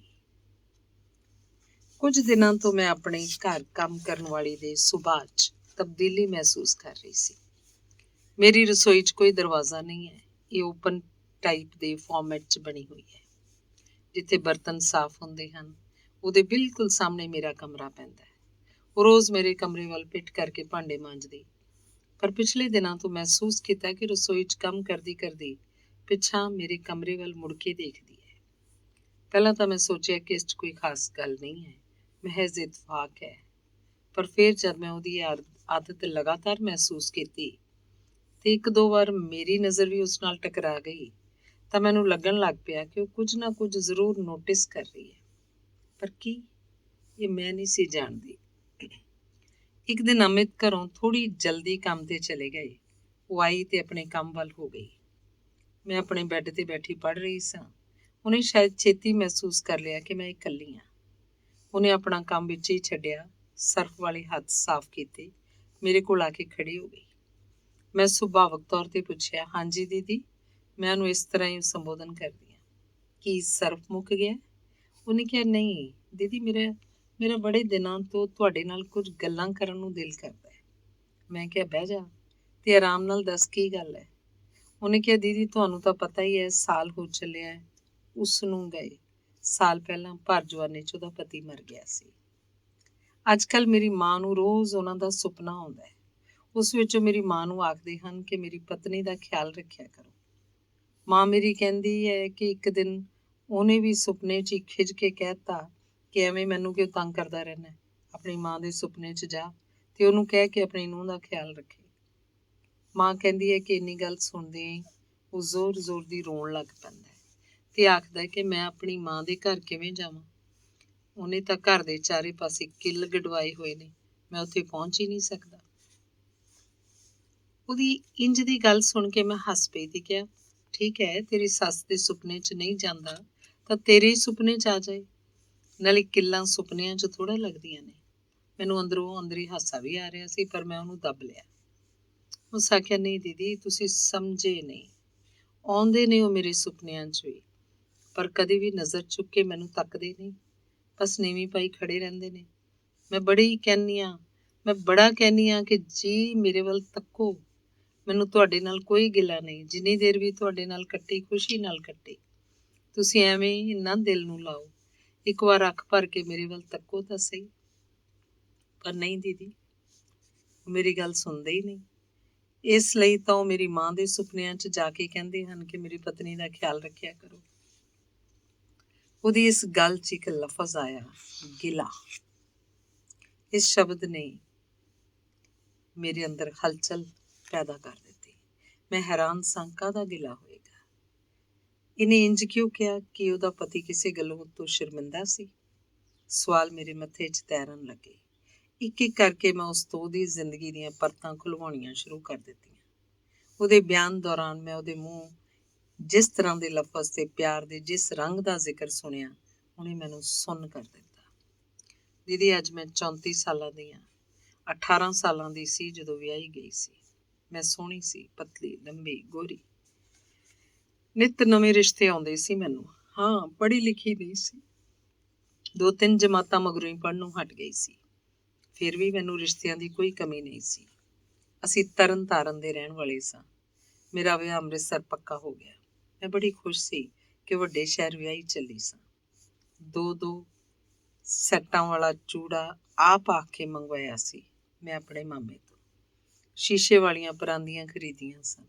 ਮੇਰੇ ਵਾਲ ਲੱਕ ਤੱਕ ਲੰਬੇ ਸਨ ਤੇ ਭਾਰੇ ਵੀ ਬੜੇ ਸੀ। ਮਾਂ ਹੱਸਦੀ ਕਹਿੰਦੀ ਹੁੰਦੀ ਸੀ, ਅੱਗੇ ਘੱਟ ਲੰਬੇ ਨੇ, ਉੱਤੋਂ ਪਰਾਂਦਾ ਲੈ ਆਈ ਹੈ, ਗਿੱਟਿਆਂ ਤੱਕ ਗੁੱਤ ਲਮਕਾਉਣੀ ਆ ਤੂੰ। ਗੱਲ ਕਰਦਿਆਂ ਉਹ ਆਪਣੀ ਹਰ ਗੱਲ ਨਾਲ ਐਕਸ਼ਨ ਵੀ ਪੂਰਾ ਕਰਦੀ ਸੀ। ਜਿਵੇਂ ਚੂੜੇ ਦਾ ਦੋਹਰਾ ਸੈੱਟ ਬਾਹਾਂ ਨੂੰ ਕਿੱਥੋਂ ਤੱਕ ਕੱਜਦਾ ਸੀ, ਪਰਾਂਦੀ ਪਾ ਕੇ ਗੁੱਤ ਕਿੰਨੀ ਕੁ ਲੰਬੀ ਹੋ ਜਾਂਦੀ ਸੀ। ਉਹਦਾ ਇੱਕ ਕੁਦਰਤੀ ਅੰਦਾਜ਼ ਤੇ ਮੇਰੇ ਨਾਲ ਬੇਝਿਜਕ ਗੱਲਬਾਤ ਮੈਨੂੰ ਇੱਕ ਅਜੀਬ ਰੂਹਾਨੀ ਖੁਸ਼ੀ ਦੇ ਰਹੇ ਸਨ। ਗੱਲਬਾਤ ਅੱਗੇ ਵਧਾਉਂਦਿਆਂ ਉਹਨੇ ਕਿਹਾ, ਮੇਰੀ ਛੋਟੀ ਭੈਣ ਮੈਨੂੰ ਬਹੁਤ ਛੇੜਦੀ ਸੀ। ਉਹ ਵੇਖ ਆਈ ਸੀ ਮੇਰੇ ਹੋਣ ਵਾਲੇ ਘਰ ਵਾਲੇ ਨੂੰ। ਮੈਨੂੰ ਨਹੀਂ ਸੀ ਵਿਖਾਇਆ ਗਿਆ। ਕਹਿੰਦੀ, ਹਾਏ ਰਾਜੀ, ਚੰਨ ਤੇ ਦਾਗ ਲੱਗ ਹੀ ਗਿਆ, ਤੂੰ ਗੋਰੀ ਤੇ ਉਹ ਕਾਲਾ। ਮੈਂ ਖਿਝ ਜਾਂਦੀ ਤਾਂ ਮਾਂ ਕਹਿੰਦੀ, ਐਵੇਂ ਬੋਲਦੀ ਹੈ ਤੂੰ, ਖਿਜਿਆ ਨਾ ਕਰਦੀ ਏ, ਨਾਲੇ ਸਾਡੇ ਗਰੀਬਾਂ ਦਾ ਕਾਹਦਾ ਗੋਰਾ ਰੰਗ। ਕੰਮਾਂ ਕਾਰਾਂ 'ਚ ਕੱਲ੍ਹ ਨੂੰ ਕਾਲਾ ਹੀ ਪੈ ਜਾਣਾ, ਫਿਰ ਆਪੇ ਠੀਕ ਲੱਗਣ ਲੱਗ ਪਊਗਾ। ਵਿਆਹ ਦੀ ਖੁਸ਼ੀ 'ਚ ਮੈਨੂੰ ਉਹਦੇ ਕਾਲੇ ਰੰਗ ਦਾ ਬਹੁਤ ਖਿਆਲ ਵੀ ਨਹੀਂ ਆਇਆ। ਜਨਵਰੀ ਦੀ ਕੜਕਦੀ ਠੰਡ 'ਚ ਮੇਰਾ ਵਿਆਹ ਸੀ। ਹਾਏ ਦੀਦੀ, ਕਿੰਨਾ ਧੁੰਦ ਵਾਲਾ ਦਿਨ ਸੀ। ਸ਼ਾਮ ਨੂੰ ਜਦੋਂ ਮੇਰੀ ਡੋਲੀ ਤੁਰੀ ਤਾਂ ਬਾਹਰ ਧੁੰਦ ਹੀ ਧੁੰਦ ਸੀ। ਮੈਨੂੰ ਬੜਾ ਡਰ ਲੱਗ ਰਿਹਾ ਸੀ ਉਦੋਂ। ਤਰਨ ਤਾਰਨੋਂ ਅੰਮ੍ਰਿਤਸਰ ਦਾ ਰਾਹ ਇੰਝ ਲੱਗਾ ਜਿਵੇਂ ਕਈ ਮੀਲ ਲੰਬਾ ਹੋ ਗਿਆ ਹੋਵੇ। ਘਰ ਪਹੁੰਚ ਕੇ ਬਾਕੀ ਰਸਮਾਂ ਸ਼ੁਰੂ ਹੋ ਗਈਆਂ। ਮੇਰੀਆਂ ਨਜ਼ਰਾਂ ਚੋਰੀ ਚੋਰੀ ਸੁਹਾਗ ਰਾਤ ਵਾਲਾ ਕਮਰਾ ਲੱਭਣ ਲੱਗੀਆਂ। ਮੈਂ ਵਿੱਚੋਂ ਹੱਸਦਿਆਂ ਪੁੱਛਿਆ ਕਿ ਵੀ ਤੁਹਾਡੇ ਘਰਾਂ 'ਚ ਵੀ ਵੱਖਰੇ ਕਮਰੇ ਹੁੰਦੇ ਨੇ ਭਲਾ? ਉਸਕੇ ਅੱਲਾਓ ਦੀਦੀ ਹੁੰਦੇ ਨੇ, ਬਸ ਉਹਨਾਂ ਨਾਲ ਤੁਹਾਡੇ ਕਮਰਿਆਂ ਵਾਂਗ ਅਟੈਚਡ ਬਾਥਰੂਮ ਨਹੀਂ ਹੁੰਦੇ, ਪਰ ਕਮਰੇ ਵੱਖੋ ਵੱਖ ਹੁੰਦੇ ਨੇ ਸਭ ਦੇ, ਭਾਵੇਂ ਛੋਟੇ ਛੋਟੇ ਨੇ। ਮੈਨੂੰ ਅੰਦਰੋਂ ਅੰਦਰੀ ਲੱਗਾ ਕਿ ਮੈਂ ਅਚੇਤ ਹੀ ਇਹੋ ਜਿਹਾ ਬੇਹੂਦਾ ਸਵਾਲ ਕਰ ਬੈਠੀ, ਐਵੇਂ ਹੀ ਉਹਦੀ ਸਾਰੀ ਗੱਲਬਾਤ ਭੰਗ ਕਰ ਦਿੱਤੀ। ਪਰ ਮੇਰੇ ਅੱਛਾ ਕਹਿੰਦਿਆਂ ਹੀ ਉਹਨੇ ਗੱਲ ਫੇਰ ਤੋਂ ਸ਼ੁਰੂ ਕਰ ਦਿੱਤੀ। ਟੀਵੀ ਵੇਖ ਕੇ ਮੈਂ ਵੀ ਸੁਪਨਾ ਸਜਾ ਲਿਆ ਸੀ ਕਿ ਮੇਰੇ ਕਮਰੇ 'ਚ ਵੀ ਫੁੱਲ ਸਜੇ ਹੋਣਗੇ, ਟੇਬਲ ਤੇ ਦੁੱਧ ਦਾ ਗਲਾਸ ਪਿਆ ਹੋਏਗਾ, ਪਰ ਇੰਜ ਦਾ ਕੁਝ ਨਹੀਂ ਹੋਇਆ। ਮੈਨੂੰ 10 ਵਜੇ ਮੇਰੇ ਕਮਰੇ 'ਚ ਪਹੁੰਚਾ ਦਿੱਤਾ ਗਿਆ। ਕਮਰੇ ਨਿੱਕੇ ਨਿੱਕੇ ਸਨ, ਸਾਰੀ ਆਵਾਜਾਈ ਨਜ਼ਰ ਆ ਰਹੀ ਸੀ। ਮੈਂ ਇਕੱਲੀ ਰਾਤ 12 ਵਜੇ ਤੱਕ ਉਡੀਕਦੀ ਰਹੀ। ਜਦੋਂ ਸਾਰੇ ਸੌਣ ਚੱਲੇ ਤਾਂ ਉਹ ਵੀ ਆਪਣੇ ਕਮਰੇ 'ਚ ਆ ਗਏ। ਰੰਗ ਸੱਚਮੁੱਚ ਹੀ ਬੜਾ ਕਾਲਾ ਸੀ। ਜੇਕਰ ਦੀਦੀ ਬੱਤੀ ਬੁਝੀ ਹੁੰਦੀ ਤਾਂ ਕੱਪੜੇ ਹੀ ਇਕੱਲੇ ਨਜ਼ਰ ਆਉਣੇ ਸਨ ਤੇ ਮੈਂ ਭੂਤ ਭੂਤ ਕਹਿ ਕੇ ਚੀਕਾਂ ਮਾਰਨੀਆਂ ਸਨ। ਉਹਦੀ ਇਹ ਗੱਲ ਸੁਣ ਕੇ ਮੈਂ ਜ਼ੋਰ ਜ਼ੋਰ ਦੀ ਹੱਸ ਪਈ। ਉਹ ਵੀ ਹੱਸ ਪਈ। ਸਾਡੇ ਹਾਸੇ ਰਲ ਗਏ। ਮੈਂ ਕਿਹਾ, ਫੇਰ ਕੀ ਹੋਇਆ? ਸਾਹ ਭਰਦਿਆਂ ਉਹਨੇ ਗੱਲ ਫੇਰ ਸ਼ੁਰੂ ਕਰ ਦਿੱਤੀ। ਕਮਰੇ ਅੰਦਰ ਆ ਕੇ ਉਹਨੇ ਸਭ ਤੋਂ ਪਹਿਲਾਂ ਬੱਤੀ ਬੰਦ ਕਰ ਦਿੱਤੀ। ਮੇਰੀਆਂ ਧੜਕਣਾਂ ਤੇਜ਼ ਹੋ ਗਈਆਂ। ਮੈਂ ਸੁੰਗੜ ਕੇ ਮੰਜੇ ਤੇ ਬੈਠ ਗਈ।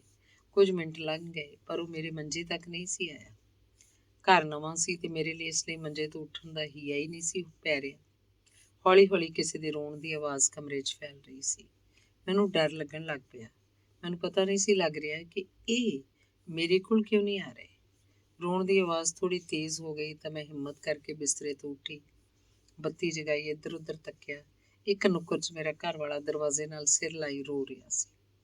ਮੈਂ ਬੜੀ ਹੈਰਾਨ ਹੋਈ ਤੇ ਅੰਦਰੋਂ ਅੰਦਰੀ ਡਰ ਵੀ ਗਈ। ਸੋਚਿਆ ਕਿਤੇ ਸ਼ਰਾਬ ਤੇ ਨਹੀਂ ਪੀ ਆਇਆ, ਪਰ ਫਿਰ ਰੋਂਦਾ ਕਿਉਂ ਪਿਆ? ਮੈਂ ਆਪਣੀ ਥਾਂ ਤੇ ਡੌਰ ਭੌਰ ਖੜੀ ਰਹੀ। ਅਚਾਨਕ ਉਹ ਇੱਕਦਮ ਉੱਠਿਆ ਤੇ ਮੇਰੇ ਲਾਗੇ ਆ ਕੇ ਕੱਸ ਕੇ ਮੇਰੇ ਪੈਰ ਫੜ ਲਏ, ਕਹਿਣ ਲੱਗਾ, ਮੈਨੂੰ ਮਾਫ਼ ਕਰ ਦੇਈਂ ਰਾਜੀ, ਮੈਂ ਤੇਰਾ ਗੁਨਾਹਗਾਰ। ਇਸ ਸਭ ਕਾਸੇ ਨੇ ਮੈਨੂੰ ਬਿਲਕੁਲ ਸੁੰਨ ਕਰ ਦਿੱਤਾ। ਮੈਂ ਬਹੁਤ ਡਰ ਗਈ ਸੀ। ਕੁਝ ਪਲਾਂ ਬਾਅਦ ਮੈਂ ਥੋੜਾ ਸੰਭਲੀ, ਰੋਈ ਜਾ ਰਿਹਾ ਸੀ। ਮੈਂ ਉਹਨੂੰ ਮੰਜੀ ਤੇ ਬਿਠਾਇਆ ਤੇ ਅੱਥਰੂ ਪੂੰਝੇ।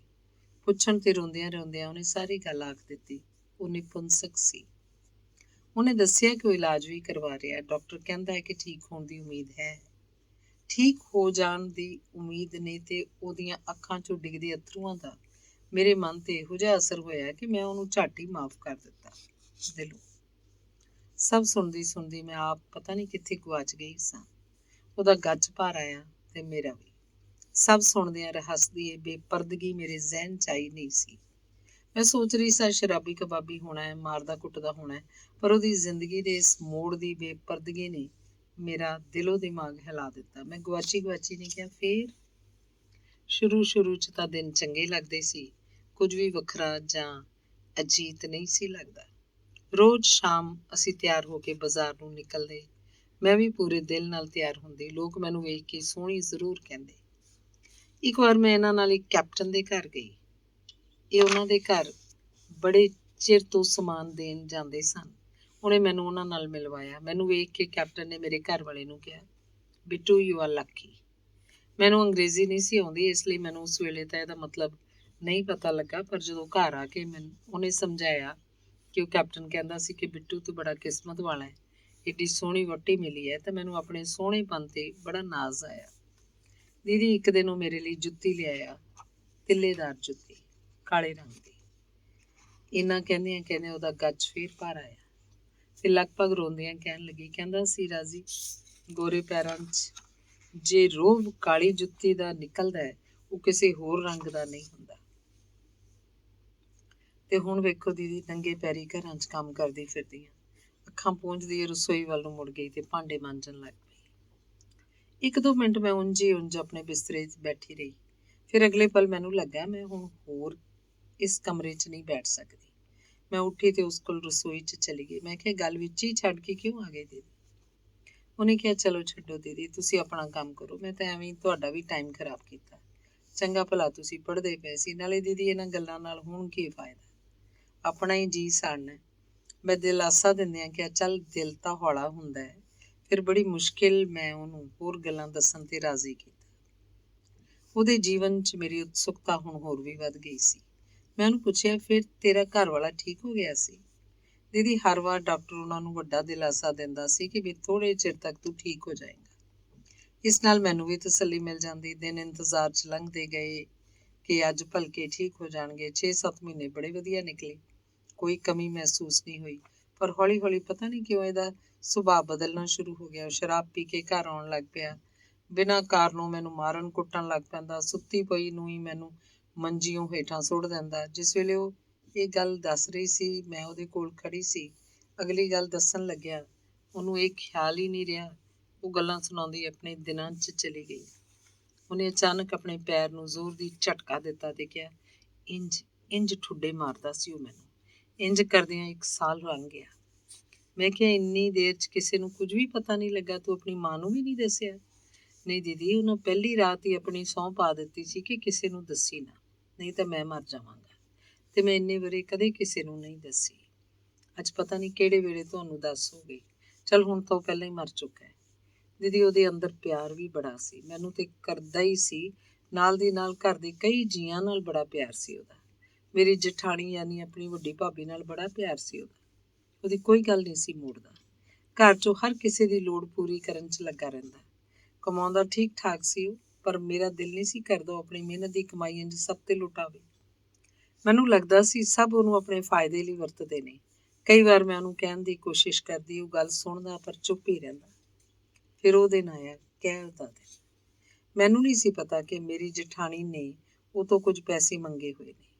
ਮੇਰੇ ਤੋਂ ਚੋਰੀ ਉਹਨੂੰ ਪੈਸੇ ਦੇ ਰਿਹਾ ਸੀ ਕਿ ਮੈਂ ਉੱਤੋਂ ਹੀ ਪਹੁੰਚ ਗਈ। ਇਹ ਸਭ ਵੇਖ ਕੇ ਮੇਰੇ ਮੂੰਹੋਂ ਥੋੜਾ ਜਿਹਾ ਕਿੰਤੂ ਨਿਕਲ ਗਿਆ। ਇਹ ਉਹ ਬਰਦਾਸ਼ਤ ਨਹੀਂ ਕਰ ਸਕਿਆ ਤੇ ਉਹਨੇ ਉਸੇ ਵੇਲੇ ਲਾਗਿਓਂ ਡੰਡਾ ਫੜ ਲਿਆ ਤੇ ਬੇਰਹਿਮੀ ਨਾਲ ਕੁੱਟਣਾ ਸ਼ੁਰੂ ਕਰ ਦਿੱਤਾ। ਪੂਰੇ ਪਰਿਵਾਰ 'ਚੋਂ ਕਿਸੇ ਨੇ ਵੀ ਮੈਨੂੰ ਨਾ ਬਚਾਇਆ। ਰੱਬ ਨੂੰ ਵੀ ਉਦਣ ਮੇਰੇ ਤੇ ਤਰਸ ਨਹੀਂ ਸੀ ਆਇਆ। ਬਾਹਰ ਤੇਜ਼ ਹਨੇਰੀ ਵਗ ਰਹੀ ਸੀ, ਮੋਹਲੇਧਾਰ ਮੀਂਹ ਵਰ ਰਿਹਾ ਸੀ, ਬਿਜਲੀ ਬਾਹਰ ਵੀ ਚਮਕ ਰਹੀ ਸੀ ਤੇ ਅੰਦਰ ਵੀ। ਸਾਰਿਆਂ ਨੇ ਮਿਲ ਕੇ ਮੈਨੂੰ ਘਰੋਂ ਕੱਢ ਦਿੱਤਾ। ਇਹ ਵੀ ਖਿਆਲ ਨਹੀਂ ਕੀਤਾ ਕਿ ਇੰਨੇ ਖਰਾਬ ਮੌਸਮ 'ਚ ਮੈਂ ਕਿੱਥੇ ਜਾਵਾਂਗੀ। ਬਾਹਰ ਖੜੀ ਮੈਂ ਰੋਂਦੀ ਰਹੀ, ਭਿੱਜਦੀ ਰਹੀ। ਰਾਤ ਲੰਘਦੀ ਜਾ ਰਹੀ ਸੀ। ਮੈਂ ਸੋਚ ਲਿਆ ਕਿ ਮੈਂ ਮੁੜ ਇਹਦੇ ਕੋਲ ਨਹੀਂ ਆਉਣਾ। ਇਹ ਹੈ ਇਹਦਾ ਪਿਆਰ। ਬੜੀ ਮੁਸ਼ਕਿਲ 'ਚ ਮੈਂ ਇੱਕ ਆਟੋ ਵਾਲੇ ਨੂੰ ਤਰਨ ਤਾਰਨ ਜਾਣ ਲਈ ਮਨਾਇਆ, 200 ਰੁਪਏ 'ਚ। ਹਾਲਾਂਕਿ ਮੇਰੇ ਕੋਲ ਉਸ ਵੇਲੇ ਇੱਕ ਵੀ ਪੈਸਾ ਨਹੀਂ ਸੀ। ਸਵੇਰ ਹੋਣ ਤੱਕ ਮੈਂ ਮਾਂ ਦੇ ਘਰ ਪਹੁੰਚ ਗਈ ਤੇ ਉੱਥੋਂ ਪੈਸੇ ਲੈ ਕੇ ਦਿੱਤੇ। ਮਾਂ ਨੇ ਟੋਕਦਿਆਂ ਕਿਹਾ, ਬੱਸ ਤੇ ਆ ਜਾਂਦੀ, ਰਾਤ ਬੱਸ ਅੱਡੇ ਤੇ ਰਹਿ ਲੈਂਦੀ, ਚਲੀ ਤਾਂ ਆਉਂਦੀ, ਪਰ ਮੇਰੇ ਕੋਲ ਪੈਸੇ ਕਿੱਥੇ ਸੀ? ਬੱਸ ਵਾਲੇ ਨੇ ਤਾਂ ਉਸੇ ਵੇਲੇ ਮੰਗਣੇ ਸੀ, ਉਹਨੇ ਮੈਨੂੰ ਘਰੋਂ ਥੋੜ੍ਹੀ ਲਿਆਉਣ ਦੇਣੇ ਸੀ। ਮੈਂ ਸਹਿਮਤੀ 'ਚ ਸਿਰ ਹਿਲਾਇਆ। ਅੱਗੋਂ ਕਹਿਣ ਲੱਗੀ, ਮੈਂ ਮਾਂ ਨੂੰ ਸਾਰੀ ਗੱਲ ਆਖ ਸੁਣਾਈ। ਸੁਣ ਕੇ ਵੀ ਮਾਂ ਨੂੰ ਤਰਸ ਨਾ ਆਇਆ ਤੇ ਅੱਗੋਂ 2 ਚਪੇੜਾਂ ਮੇਰੇ ਕੱਢ ਮਾਰੀਆਂ। ਕਹਿਣ ਲੱਗੀ ਵੀ ਰਹਿਣਾ ਸੀ ਉੱਥੇ ਬਾਹਰ, ਮੀਂਹ ਨਾਲ ਭਿੱਜ ਕੇ ਮਰ ਨਹੀਂ ਸੀ ਚੱਲੀ ਕਿਤੇ। ਸਵੇਰ ਤੱਕ ਆਪੇ ਹੀ ਅੰਦਰ ਲੈ ਜਾਣਾ ਉਹਨਾਂ ਨੇ ਤੈਨੂੰ, ਮੁਹੱਲੇ ਵਾਲਿਆਂ ਦੇ ਡਰੋਂ। ਮੇਰੀ ਮਾਂ ਦਾ ਡਰ ਸ਼ਾਇਦ ਮੇਰੇ ਜਿਸਮ ਦੀਆਂ ਲਾਸਾਂ 'ਚੋਂ ਵੱਡਾ ਸੀ। 4-5 ਦਿਨ ਮੈਨੂੰ ਠੀਕ ਹੁੰਦਿਆਂ ਲੱਗ ਗਏ। ਇੱਕ ਸ਼ਾਮ ਮਾਂ ਨੇ ਮੇਰੇ ਨਾਲ ਬਹਿ ਕੇ ਮੈਨੂੰ ਸਮਝਾਇਆ, ਪੁੱਤ ਆਪਣਾ ਗੁੱਸਾ ਥੁੱਕ ਦੇ, ਘਰ ਵਾਲੇ ਸਾਰੇ ਇੰਜ ਦੇ ਹੀ ਹੁੰਦੇ ਨੇ। ਤੇਰਾ ਤੇ ਫਿਰ ਵੀ ਚੰਗਾ ਹੈ, ਤੂੰ ਹੀ ਕਹਿੰਦੀ ਹੁੰਦੀ ਸੀ ਤੈਨੂੰ ਪਿਆਰ ਵੀ ਕਰਦਾ। ਹੋਰ ਤੈਨੂੰ ਕੀ ਚਾਹੀਦਾ? ਨਾਲੇ ਤੂੰ ਆਪਣੇ ਘਰ ਵੱਲ ਵੀ ਵੇਖ। ਮੈਂ ਤੈਨੂੰ ਆਪਣੇ ਕੋਲ ਕਿੰਨੀ ਦੇਰ ਬਹਾ ਲਾਂਗੀ। ਇੱਕ ਗੱਲ ਦੱਸ, ਤੂੰ ਨਿਆਣਾ ਕਰਨ 'ਚ ਕਾਹਤੋਂ ਦੇਰ ਲਾਉਣ ਡਈ? ਉਸ ਅਵਸਥਾ 'ਚ ਮੈਂ ਆਪਣਾ ਪੱਗ ਗਵਾ ਬੈਠੀ ਤੇ ਮੈਂ ਮਾਂ ਨੂੰ ਸਾਰੀ ਗੱਲ ਸੱਚੋ ਸੱਚ ਦੱਸ ਬੈਠੀ। ਉਦਣ ਮਾਂ ਨੇ ਵਿਆਹ ਤੋਂ ਬਾਅਦ ਪਹਿਲੀ ਵਾਰ ਮੈਨੂੰ ਗਲ ਨਾਲ ਲਾਇਆ, ਸਿਰਫ ਉਸ ਦਿਨ, ਤੇ ਚੁੱਪ ਰਹੀ। 3-4 ਮਹੀਨੇ ਹੋਰ ਲੰਘ ਗਏ। ਨਾ ਮੇਰੇ ਸਹੁਰਿਓਂ ਕੋਈ ਖਬਰ ਆਈ, ਨਾ ਮੇਰੇ ਪੇਕਿਓਂ ਹੀ ਕੋਈ ਗਿਆ। ਤੇਰੇ ਘਰ ਵਾਲੇ ਨੇ ਵੀ ਕਦੇ ਫੋਨ ਨਾ ਕੀਤਾ। ਮੈਂ ਗੱਲ ਤੋੜਦਿਆਂ ਪੁੱਛਿਆ। ਨਹੀਂ ਦੀਦੀ, ਇੰਜ ਨਹੀਂ ਸੀ। ਉਹਨੇ ਤਾਂ ਇੱਕ ਵਾਰ ਫੋਨ ਕੀਤਾ ਸੀ, ਪਰ ਮੇਰੀ ਮਾਂ ਨੇ ਉਹਨੂੰ ਮੇਰੇ ਨਾਲ ਗੱਲ ਹੀ ਨਾ ਕਰਨ ਦਿੱਤੀ। ਪਰ ਇੱਕ ਦਿਨ ਪਤਾ ਨਹੀਂ ਕਿਸ ਤਰ੍ਹਾਂ ਉਹਨੂੰ ਪਤਾ ਲੱਗ ਗਿਆ ਕਿ ਮੇਰੇ ਘਰ ਦੇ ਬਾਹਰ ਗਏ ਨੇ। ਮੈਨੂੰ ਮਿਲਣ ਲਈ ਮੇਰੇ ਘਰ ਆ ਗਿਆ, ਤਰਨ ਤਾਰਨ।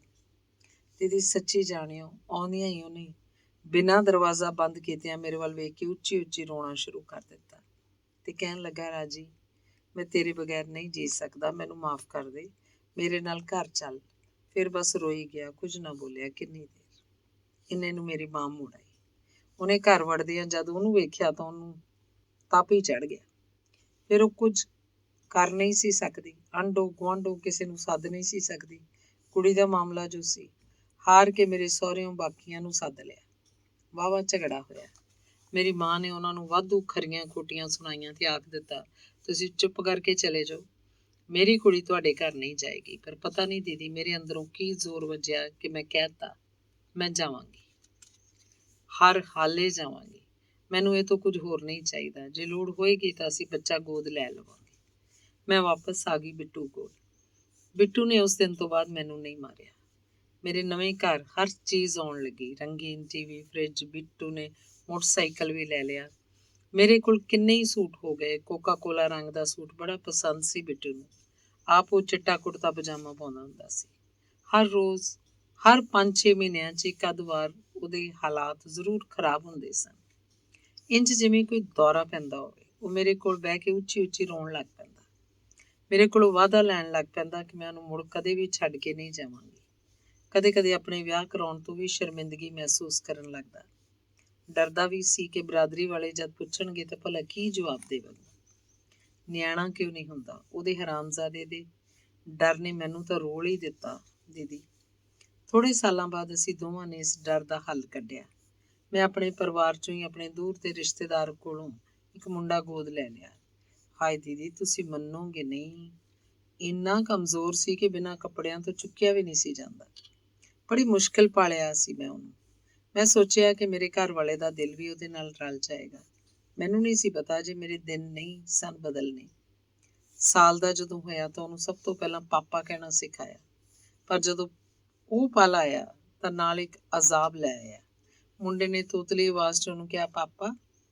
ਉਹ ਕੁਝ ਨਾ ਬੋਲਿਆ, ਨਾ ਉਹਦੇ ਕੋਲ ਆਇਆ, ਨਾ ਲਾਡ ਲੜਾਇਆ। ਚੁੱਪਚਾਪ ਘਰੋਂ ਚਲਾ ਗਿਆ। ਰਾਤ ਘਰ ਮੁੜਿਆ ਤਾਂ ਸ਼ਰਾਬੀ ਸੀ।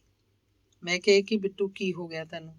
ਇਹ ਸੁਣਦੇ ਉਹ ਫਟ ਗਿਆ, ਮੈਨੂੰ ਮਾਰਨ ਲੱਗ ਪਿਆ ਤੇ ਗਾਲਾਂ ਕੱਢਦੇ ਕਹਿਣ ਲੱਗਾ, ਤੂੰ ਹੈ ਹੀ ਏਦਾਂ ਦੀ, ਤੂੰ ਇਹ ਸਭ ਮੈਨੂੰ ਨੀਵਾਂ ਦਿਖਾਉਣ ਲਈ ਕੀਤਾ। ਉਸ ਦਿਨ ਉਹਨੇ ਮੇਰੀਆਂ ਲੱਤਾਂ ਦਾ ਮਾਰ ਮਾਰ ਕੇ ਬੁਰਾ ਹਾਲ ਕਰਤਾ। ਫਿਰ 10 ਦਿਨ ਮੈਂ ਬੜੇ ਔਖੇ ਕੱਟੇ। ਮੁੰਡੇ ਦੇ ਦੁੱਧ ਦੀ ਬੋਤਲ ਗਰਮ ਕਰਨੀ ਜ਼ਰੂਰ ਹੁੰਦੀ ਸੀ, ਮੈਂ ਬੜੀ ਔਖੀ ਕੱਟੀ। ਬਾਥਰੂਮ ਕਰਨਾ ਵੀ ਭਾਰੀ ਹੋ ਗਿਆ ਸੀ, ਪਰ ਇਹਦਾ ਦਿਲ ਨਹੀਂ ਸੀ ਪਸੀਜਿਆ।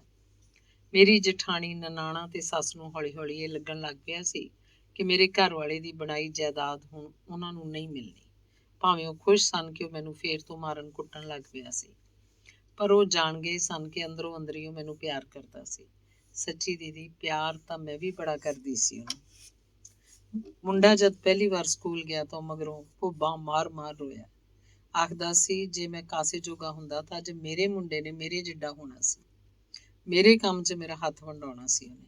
ਮੈਂ ਬਥੇਰਾ ਸਮਝਾਉਂਦੀ, ਇੰਝ ਨਾ ਸੋਚਿਆ ਕਰੋ, ਜੋ ਰੱਬ ਨੂੰ ਮਨਜ਼ੂਰ। ਵੇਖੋ, ਉਹਨੇ ਤੁਹਾਨੂੰ ਬੱਚਾ ਦੇ ਦਿੱਤਾ, ਇਹਨੂੰ ਆਪਣਾ ਹੀ ਸਮਝੋ। ਪਰ ਪਤਾ ਨਹੀਂ ਉਹਦੇ ਅੰਦਰ ਕੀ ਖਾਈ ਜਾਂਦਾ ਸੀ। ਦੀਦੀ, ਮੇਰੇ ਮੁੰਡੇ ਦੀ ਸ਼ਕਲ ਤੇ ਰੰਗ ਬਿਲਕੁਲ ਉਹਦੇ ਨਾਲ ਮੇਲ ਖਾਂਦਾ ਸੀ। ਪਤਾ ਨਹੀਂ ਕੀ ਕੁਦਰਤ ਸੀ। ਇਸ ਤੋਂ ਬਾਅਦ ਉਹਦਾ ਮਨ ਬਹੁਤ ਹੀ ਉਚਾਟ ਹੋ ਗਿਆ। ਰੋਜ਼ ਸ਼ਰਾਬ ਪੀਣ ਲੱਗ ਪਿਆ। ਜ਼ਿਆਦਾਤਰ ਬਾਹਰੋਂ ਹੀ ਖਾ ਪੀ ਕੇ ਆਉਂਦਾ। ਦਿਨ ਰਾਤ ਇੱਕੋ ਹੀ ਗੱਲ ਕਰਨ ਲੱਗ ਪਿਆ, ਮੈਂ ਮਰ ਜਾਣਾ ਰਾਜੀ, ਮੈਂ ਹੁਣ ਹੋਰ ਨਹੀਂ ਜੀ ਸਕਦਾ। ਇੰਨੀ ਗੱਲ ਕਹਿੰਦੇ ਉਹ ਫੇਰ ਰੋਣ ਲੱਗ ਪਈ। ਰੋਂਦੇ ਰੋਂਦੇ ਉਹਨੇ ਆਪਣੀ ਗੱਲ ਜਾਰੀ ਰੱਖੀ। ਮੈਂ ਬਥੇਰਾ ਸਮਝਾਇਆ ਉਹਨੂੰ, ਆਪਣੇ ਪਿਆਰ ਦਾ, ਆਪਣੇ ਬੱਚੇ ਦਾ ਬਥੇਰਾ ਵਾਸਤਾ ਪਾਇਆ। ਮੈਂ ਕਹਿੰਦੀ, ਬਿੱਟੂ, ਮੇਰੇ ਲਈ ਤਾਂ ਸੋਚ, ਤੇਰੇ ਪਿਆਰ ਕਰਕੇ ਹੀ ਤਾਂ ਮੈਂ ਇੱਥੇ ਹਾਂ। ਤੇਰੇ ਬਿਨਾਂ ਮੈਂ ਕਿੰਝ ਜੀਵਾਂਗੀ? ਇਹ ਬੱਚਾ ਕਿਵੇਂ ਪਲੇਗਾ? ਸਾਡੇ ਲਈ ਹੀ ਜੀ, ਪਰ ਨਹੀਂ। ਉਹਦੇ ਮੱਥੇ 'ਚ ਉਹਦੀ ਕਮੀ ਇੰਝ ਵੜ ਗਈ ਸੀ ਕਿ ਮੇਰਾ ਪਿਆਰ ਵੀ ਉਹਨੂੰ ਉੱਥੋਂ ਕੱਢ ਨਹੀਂ ਸਕਿਆ। ਉਹਨੇ ਮਰਨ ਦੀ ਠਾਣ ਲਈ ਸੀ ਤੇ ਉਹਦੀ ਜ਼ਿੱਦ ਦਸੰਬਰ ਦੇ ਮਹੀਨੇ ਪੂਰੀ ਹੋ ਗਈ। ਮੇਰੇ ਮੂੰਹ ਨਿਕਲਿਆ, ਓਹ ਰਾਜੀ, ਐਤਕੀ ਦਸੰਬਰ ਤੈਨੂੰ ਸਾਰੀ ਉਮਰ ਲਈ ਠਾਰ ਗਿਆ। ਮੈਂ ਸੋਚ ਵੀ ਨਹੀਂ ਸੀ ਸਕਦੀ ਕੋਈ ਜਿਸਮਾਨੀ ਕਮੀ ਕਿੱਦਾਂ ਰੂਹ ਛਲਣੀ ਕਰ ਸਕਦੀ ਹੈ। ਉਹਨੇ ਆਪਣੀ ਗੱਲ ਜਾਰੀ ਰੱਖੀ। ਮੇਰੀ ਸੱਸ ਉਹਦੇ ਮਰਨ ਬਾਅਦ ਇਹੋ ਆਖਦੀ ਰਹੀ, ਆਪਣਾ ਪਿੱਛਾ ਛੁਡਾਉਣ ਲਈ ਤੂੰ ਹੀ ਕੋਈ ਜਾਦੂ ਟੂਣਾ ਕਰਵਾਇਆ ਹੋਣਾ। ਤੂੰ ਤਾਂ ਚਾਹੁੰਦੀ ਸੀ ਇਹੋ ਜਿਹਾ ਕਿ ਤੁਹਾਨੂੰ ਮਾਂ ਪੁੱਤਾਂ ਨੂੰ ਇਹ ਤੋਂ ਛੁਟਕਾਰਾ ਵੀ ਮਿਲੇ ਤੇ ਪੈਸਾ ਵੀ। ਜਾ ਦਫਾ ਹੋ ਐਸ਼ ਕਰ। ਉਹ ਫੇਰ ਰੋਣ ਲੱਗੀ। ਦੀਦੀ ਭਰ ਜਵਾਨੀ ਮੈਂ ਇੰਜ ਨਹੀਂ ਸੋਚਿਆ। ਮੈਂ ਉਹਦੇ ਪਿਆਰ ਕਰਕੇ ਹੀ ਮੁੜ ਉਹਦੇ ਨਾਲ ਆ ਵਸੀ ਸੀ। ਮਰਨ ਤੋਂ ਪਹਿਲਾਂ ਇੱਕ ਦਿਨ ਪਹਿਲਾਂ ਉਹਨੇ ਆਖਿਆ, ਰਾਜੀ ਬਸ ਹੁਣ ਮੇਰਾ ਦਿਨ ਕੋਲ ਆ ਗਿਆ, ਮੈਂ ਬਸ ਹੁਣ ਚਲਾ ਜਾਣਾ। ਮੈਂ ਰੋਜ਼ ਉਹਦੀ ਇਹ ਗੱਲ ਸੁਣ ਕੇ ਅੱਕੀ ਹੋਈ ਸੀ। ਮੈਂ ਉਹਦੀ ਗੱਲ ਦਾ ਕੋਈ ਜਵਾਬ ਨਹੀਂ ਦਿੱਤਾ। ਦੁਪਹਿਰੇ ਜਦ ਮੈਂ ਕੱਪੜੇ ਧੋ ਰਹੀ ਸੀ, ਉਹ ਮੇਰੇ ਕੋਲ ਆ ਗਿਆ ਤੇ ਕਹਿਣ ਲੱਗਾ, ਮੇਰੇ ਕੱਪੜੇ ਅੱਜ ਹੀ ਧੋ ਲੈ, ਮੁੜ ਕੇ 4-5 ਦਿਨ ਤੈਨੂੰ ਟਾਈਮ ਨਹੀਂ ਮਿਲਣਾ। ਮੈਂ ਫਿਰ ਗੱਲ ਸੁਣੀ ਅਨਸੁਣੀ ਕਰ ਦਿੱਤੀ। ਅਗਲੇ ਦਿਨ ਸਵੇਰੇ ਉਹ ਕਿਸੇ ਹੋਰ ਦੁਨੀਆ 'ਚ ਚਲਾ ਗਿਆ। ਮੇਰੇ ਸਹੁਰੇ ਨੇ ਮੈਨੂੰ ਉਹਦਾ ਸਰੀਰ ਵੀ ਛੂਹਣ ਨਹੀਂ ਦਿੱਤਾ। ਇਹ ਗੱਲ ਸਾਰੀ ਉਮਰ ਮੈਨੂੰ ਤੜਪਾਉਂਦੀ ਰਹੇਗੀ। 1 ਮਹੀਨਾ ਉਹ ਤੋਂ ਬਾਅਦ ਮੈਂ ਆਪਣੇ ਸਹੁਰੇ ਘਰ ਰਹੀ। ਸਭ ਨੇ ਮੈਨੂੰ ਪਿਆਰ ਦੇ ਐਸੇ ਜਾਲ 'ਚ ਫਸਾਈ ਰੱਖਿਆ ਕਿ ਮੈਥੋਂ ਬੈਂਕ ਦੀ ਕਾਪੀ, 3 ਰੇਹੜੀਆਂ ਤੇ ਇੱਕ ਛੋਟੀ ਜਿਹੀ ਦੁਕਾਨ ਹਥਿਆ ਲਈ। ਫਿਰ ਉਹਨਾਂ ਦੇ ਤੇਵਰ ਬਦਲ ਗਏ। ਮੈਨੂੰ ਉਹਨਾਂ ਦੀ ਚਾਲ ਉਦਣ ਸਮਝ ਆਈ ਜਦ ਉਹਨਾਂ ਨੇ ਕਿਹਾ ਕਿ ਜਿਨ੍ਹਾਂ ਤੋਂ ਇਹ ਮੁੰਡਾ ਲਿਆਇਆ ਸੀ ਉਹਨਾਂ ਨੂੰ ਵਾਪਸ ਕਰ ਦੇ। ਇਹ ਪੂਰਾ ਮਹੀਨਾ ਮੈਂ ਆਪਣੇ ਸਹੁਰੇ ਘਰ ਰਹੀ ਸੀ, ਜੋ ਮੇਰੇ ਘਰ ਤੋਂ ਥੋੜ੍ਹੀ ਦੂਰ ਸੀ। ਇਹ ਤੋਂ ਬਾਅਦ ਮੈਂ ਆਪਣੇ ਮੁੰਡੇ ਨੂੰ ਲੈ ਕੇ ਆਪਣੇ ਘਰ ਵਾਪਸ ਪਰਤ ਆਈ। ਸ਼ੁਕਰ ਹੈ ਛੱਤ ਅਜੇ ਮੇਰੇ ਕੋਲ ਸੀ। ਮੈਂ ਬਿੱਟੂ ਦੇ ਹੁੰਦਿਆਂ ਸੌਖਾ ਜੀਵਨ ਜੀਵਿਆ ਸੀ, ਪਰ ਹੁਣ ਮੇਰੇ ਕੋਲ ਕੰਮ ਤੋਂ ਬਿਨਾਂ ਕੋਈ ਚਾਰਾ ਨਹੀਂ ਸੀ। ਮੇਰੀ ਇੱਕ ਗੁਆਂਢਣ ਨੇ ਮੈਨੂੰ ਕੁਝ ਘਰਾਂ ਦੀ ਸਫਾਈ, ਭਾਂਡਿਆਂ ਦਾ ਕੰਮ ਲਵਾ ਦਿੱਤਾ। ਦੀਦੀ ਮੇਰੇ ਸਹੁਰੇ ਮੇਰੇ ਬਾਰੇ ਹੁਣ ਤਰ੍ਹਾਂ ਦੀਆਂ ਗੱਲਾਂ ਫੈਲਾਉਂਦੇ ਨੇ। ਜਦ ਮੈਂ ਘਰੋਂ ਕੰਮ ਤੇ ਜਾਂਦੀ ਹਾਂ ਤਾਂ ਕਦੇ ਕਹਿੰਦੇ ਨੇ ਭੱਜ ਗਈ, ਕਦੇ ਕਹਿੰਦੇ ਨੇ ਕੰਮ ਦਾ ਤਾਂ ਬਹਾਨਾ, ਧੰਦਾ ਕਰਨ ਲੱਗ ਪਈ ਹੈ। ਕਦੇ ਬਿੱਟੂ ਲਈ ਬੜੀ ਨਫ਼ਰਤ ਆਉਂਦੀ ਹੈ ਮੇਰੇ ਮਨ 'ਚ। ਦੱਸੋ, ਜੇ ਉਹਨੂੰ ਪਤਾ ਲੱਗ ਹੀ ਗਿਆ ਸੀ ਕਿ ਉਹਨੇ ਮਰ ਜਾਣਾ ਤਾਂ ਘੱਟੋ ਘੱਟ ਮੇਰੇ ਲਈ ਕੁਝ ਕਰ ਜਾਂਦਾ। ਮੈਂ ਮਗਰੋਂ ਰੁਲਦੀ ਤਾਂ ਨਾ ਫਿਰਦੀ, ਮੇਰੇ ਨਾਂ ਹੀ ਕੁਝ ਕਰ ਜਾਂਦਾ। ਸ਼ੁਕਰ ਇਹ ਘਰ ਨਹੀਂ ਉਹਨਾਂ ਨੂੰ ਦੇ ਗਿਆ। ਇਹ ਸਵਾਲ ਮੈਨੂੰ ਬੜਾ ਤੰਗ ਕਰਦਾ ਹੈ ਕਿ ਉਹਨੇ ਇੰਜ ਕਿਉਂ ਕੀਤਾ। ਉਹਨੇ ਜ਼ਰਾ ਵੀ ਨਾ ਸੋਚਿਆ ਕਿ ਜਿਹੜੀ ਜਨਾਨੀ ਦੇ ਸਹਾਰੇ ਉਹ ਸਿਰ ਚੁੱਕ ਕੇ ਬਰਾਦਰੀ 'ਚ ਤੁਰਿਆ ਰਿਹਾ, ਉਹਦਾ ਜੀਵਨ ਹੀ ਸਵਾਰ ਜਾਂਦਾ। ਕਿਹੋ ਜਿਹਾ ਪਿਆਰ ਸੀ ਦੀਦੀ। ਮੈਂ ਚੁੱਪ ਰਹੀ। ਮੇਰੇ ਕੋਲ ਕੋਈ ਜਵਾਬ ਹੈ ਹੀ ਨਹੀਂ ਸੀ। ਫਿਰ ਉਹ ਵੀ ਚੁੱਪ ਹੋ ਗਈ ਤੇ ਪਿੱਠ ਮੋੜ ਕੇ ਰਸੋਈ ਦਾ ਕੰਮ ਕਰਨ ਲੱਗ ਪਈ। ਜਦ ਉਹਨੇ ਰਸੋਈ ਦਾ ਕੰਮ ਮੁਕਾ ਲਿਆ ਤੇ ਜਾਣ ਲੱਗੀ ਤੇ ਮੈਂ ਉਹਨੂੰ ਜਾਂਦੀ ਨੂੰ ਰੋਕ ਲਿਆ ਤੇ ਇੱਕ ਸਲਾਹ ਦਿੱਤੀ। ਮੈਂ ਕਿਹਾ, ਰਾਜੀ ਦੇਖ, ਜੇ ਤੇਰਾ ਘਰ ਵਾਲਾ ਤੇਰੇ ਪਿਆਰ ਨਾਲ ਵੀ ਤੇਰਾ ਨਹੀਂ ਬਣਿਆ ਤਾਂ ਫਿਰ ਇਹ ਮਤਰੇਆ ਮੁੰਡਾ ਤੇਰਾ ਕਿੰਜ ਬਣੇਗਾ। ਅਜੇ 6-7 ਸਾਲ ਦਾ ਹੈ, ਤੂੰ ਹੌਸਲਾ ਕਰਕੇ ਇਹਨੂੰ ਵਾਪਸ ਕਰ ਦੇ। ਤੇਰੇ ਆਪਣੇ ਵੀ ਬੱਚੇ ਹੋਣਗੇ। ਅਜੇ ਤੂੰ ਆਪ 33-34 ਸਾਲਾਂ ਦੀ ਹੋਈ। ਇਹ ਗੱਲ ਸੁਣ ਕੇ ਉਹਨੇ ਮੇਰੇ ਵੱਲ ਅਜੀਬ ਨਜ਼ਰਾਂ ਨਾਲ ਤੱਕਿਆ। ਕਹਿਣ ਲੱਗੀ, ਦੀਦੀ ਪਿਆਰ ਮੈਂ ਆਪਣੇ ਘਰ ਵਾਲੇ ਨੂੰ ਬਹੁਤ ਕੀਤਾ ਸੀ ਤੇ ਪਿਆਰ ਮੈਂ ਹੁਣ ਇਹਨੂੰ ਵੀ ਬਹੁਤ ਕਰਦੀ ਹਾਂ। ਮੈਂ ਆਪਣੀ ਜ਼ਿੰਦਗੀ ਦਾ ਵੇਲਾ ਇਹਦੇ ਸਹਾਰੇ ਤੇ ਇਸ ਲਈ ਕੱਟਿਆ। ਮੈਂ ਕਿਸੇ ਹਾਲ 'ਚ ਇਹਨੂੰ ਨਹੀਂ ਛੱਡ ਸਕਦੀ, ਭਾਵੇਂ ਉਹ ਵੱਡਾ ਹੋ ਕੇ ਮੈਨੂੰ ਛੱਡ ਦੇਵੇ। ਪਰ ਮੈਂ ਇਦਾਂ ਕਦੇ ਨਹੀਂ ਕਰਾਂਗੀ। ਨਾਲੇ ਵਿਆਹ ਕਰਾ ਕੇ ਵੀ ਅੱਗੋਂ ਕੀ ਹੋਣਾ ਹੈ, ਕੀ ਪਤਾ। ਦਿਲ ਡਰਦਾ। ਜ਼ਿੰਦਗੀ ਆਪਣੇ ਆਪ 'ਚ ਕਿੰਨੇ ਰਹੱਸ ਸਮੋਈ ਬੈਠੀ ਹੈ। ਸੱਚ, ਅਨੰਤ। ਮੈਨੂੰ ਉਹਦੀ ਕੁਰਬਾਨੀ ਬਹੁਤੀ ਜਾਇਜ਼ ਨਹੀਂ ਲੱਗਦੀ ਤੇ ਉਹਦੀ ਜਾਚੇ ਰੱਬ ਨੇ ਉਹਦੀ ਕਿਸਮਤ ਹੀ ਇੰਜ ਬਣਾਈ ਹੈ। ਮੇਰਾ ਬੜਾ ਜੀਅ ਕਰਦਾ ਉਹਨੂੰ ਪੁੱਛਾਂ, ਕਦੇ ਉਹਨੇ ਤੈਨੂੰ ਚੁੰਮਿਆ ਵੀ ਨਹੀਂ, ਕਦੇ ਘੁੱਟ ਕੇ ਜੱਫੀ ਵੀ ਨਹੀਂ ਪਾਈ, ਪਰ ਮੈਂ ਹਿੰਮਤ ਨਹੀਂ ਕਰ ਸਕਦੀ। ਉਹਦੇ ਪਿਆਰ ਸਾਹਮਣੇ ਮੈਨੂੰ ਇਹ ਗੱਲ ਬੜੀ ਤੁੱਛ ਜਾਪੀ।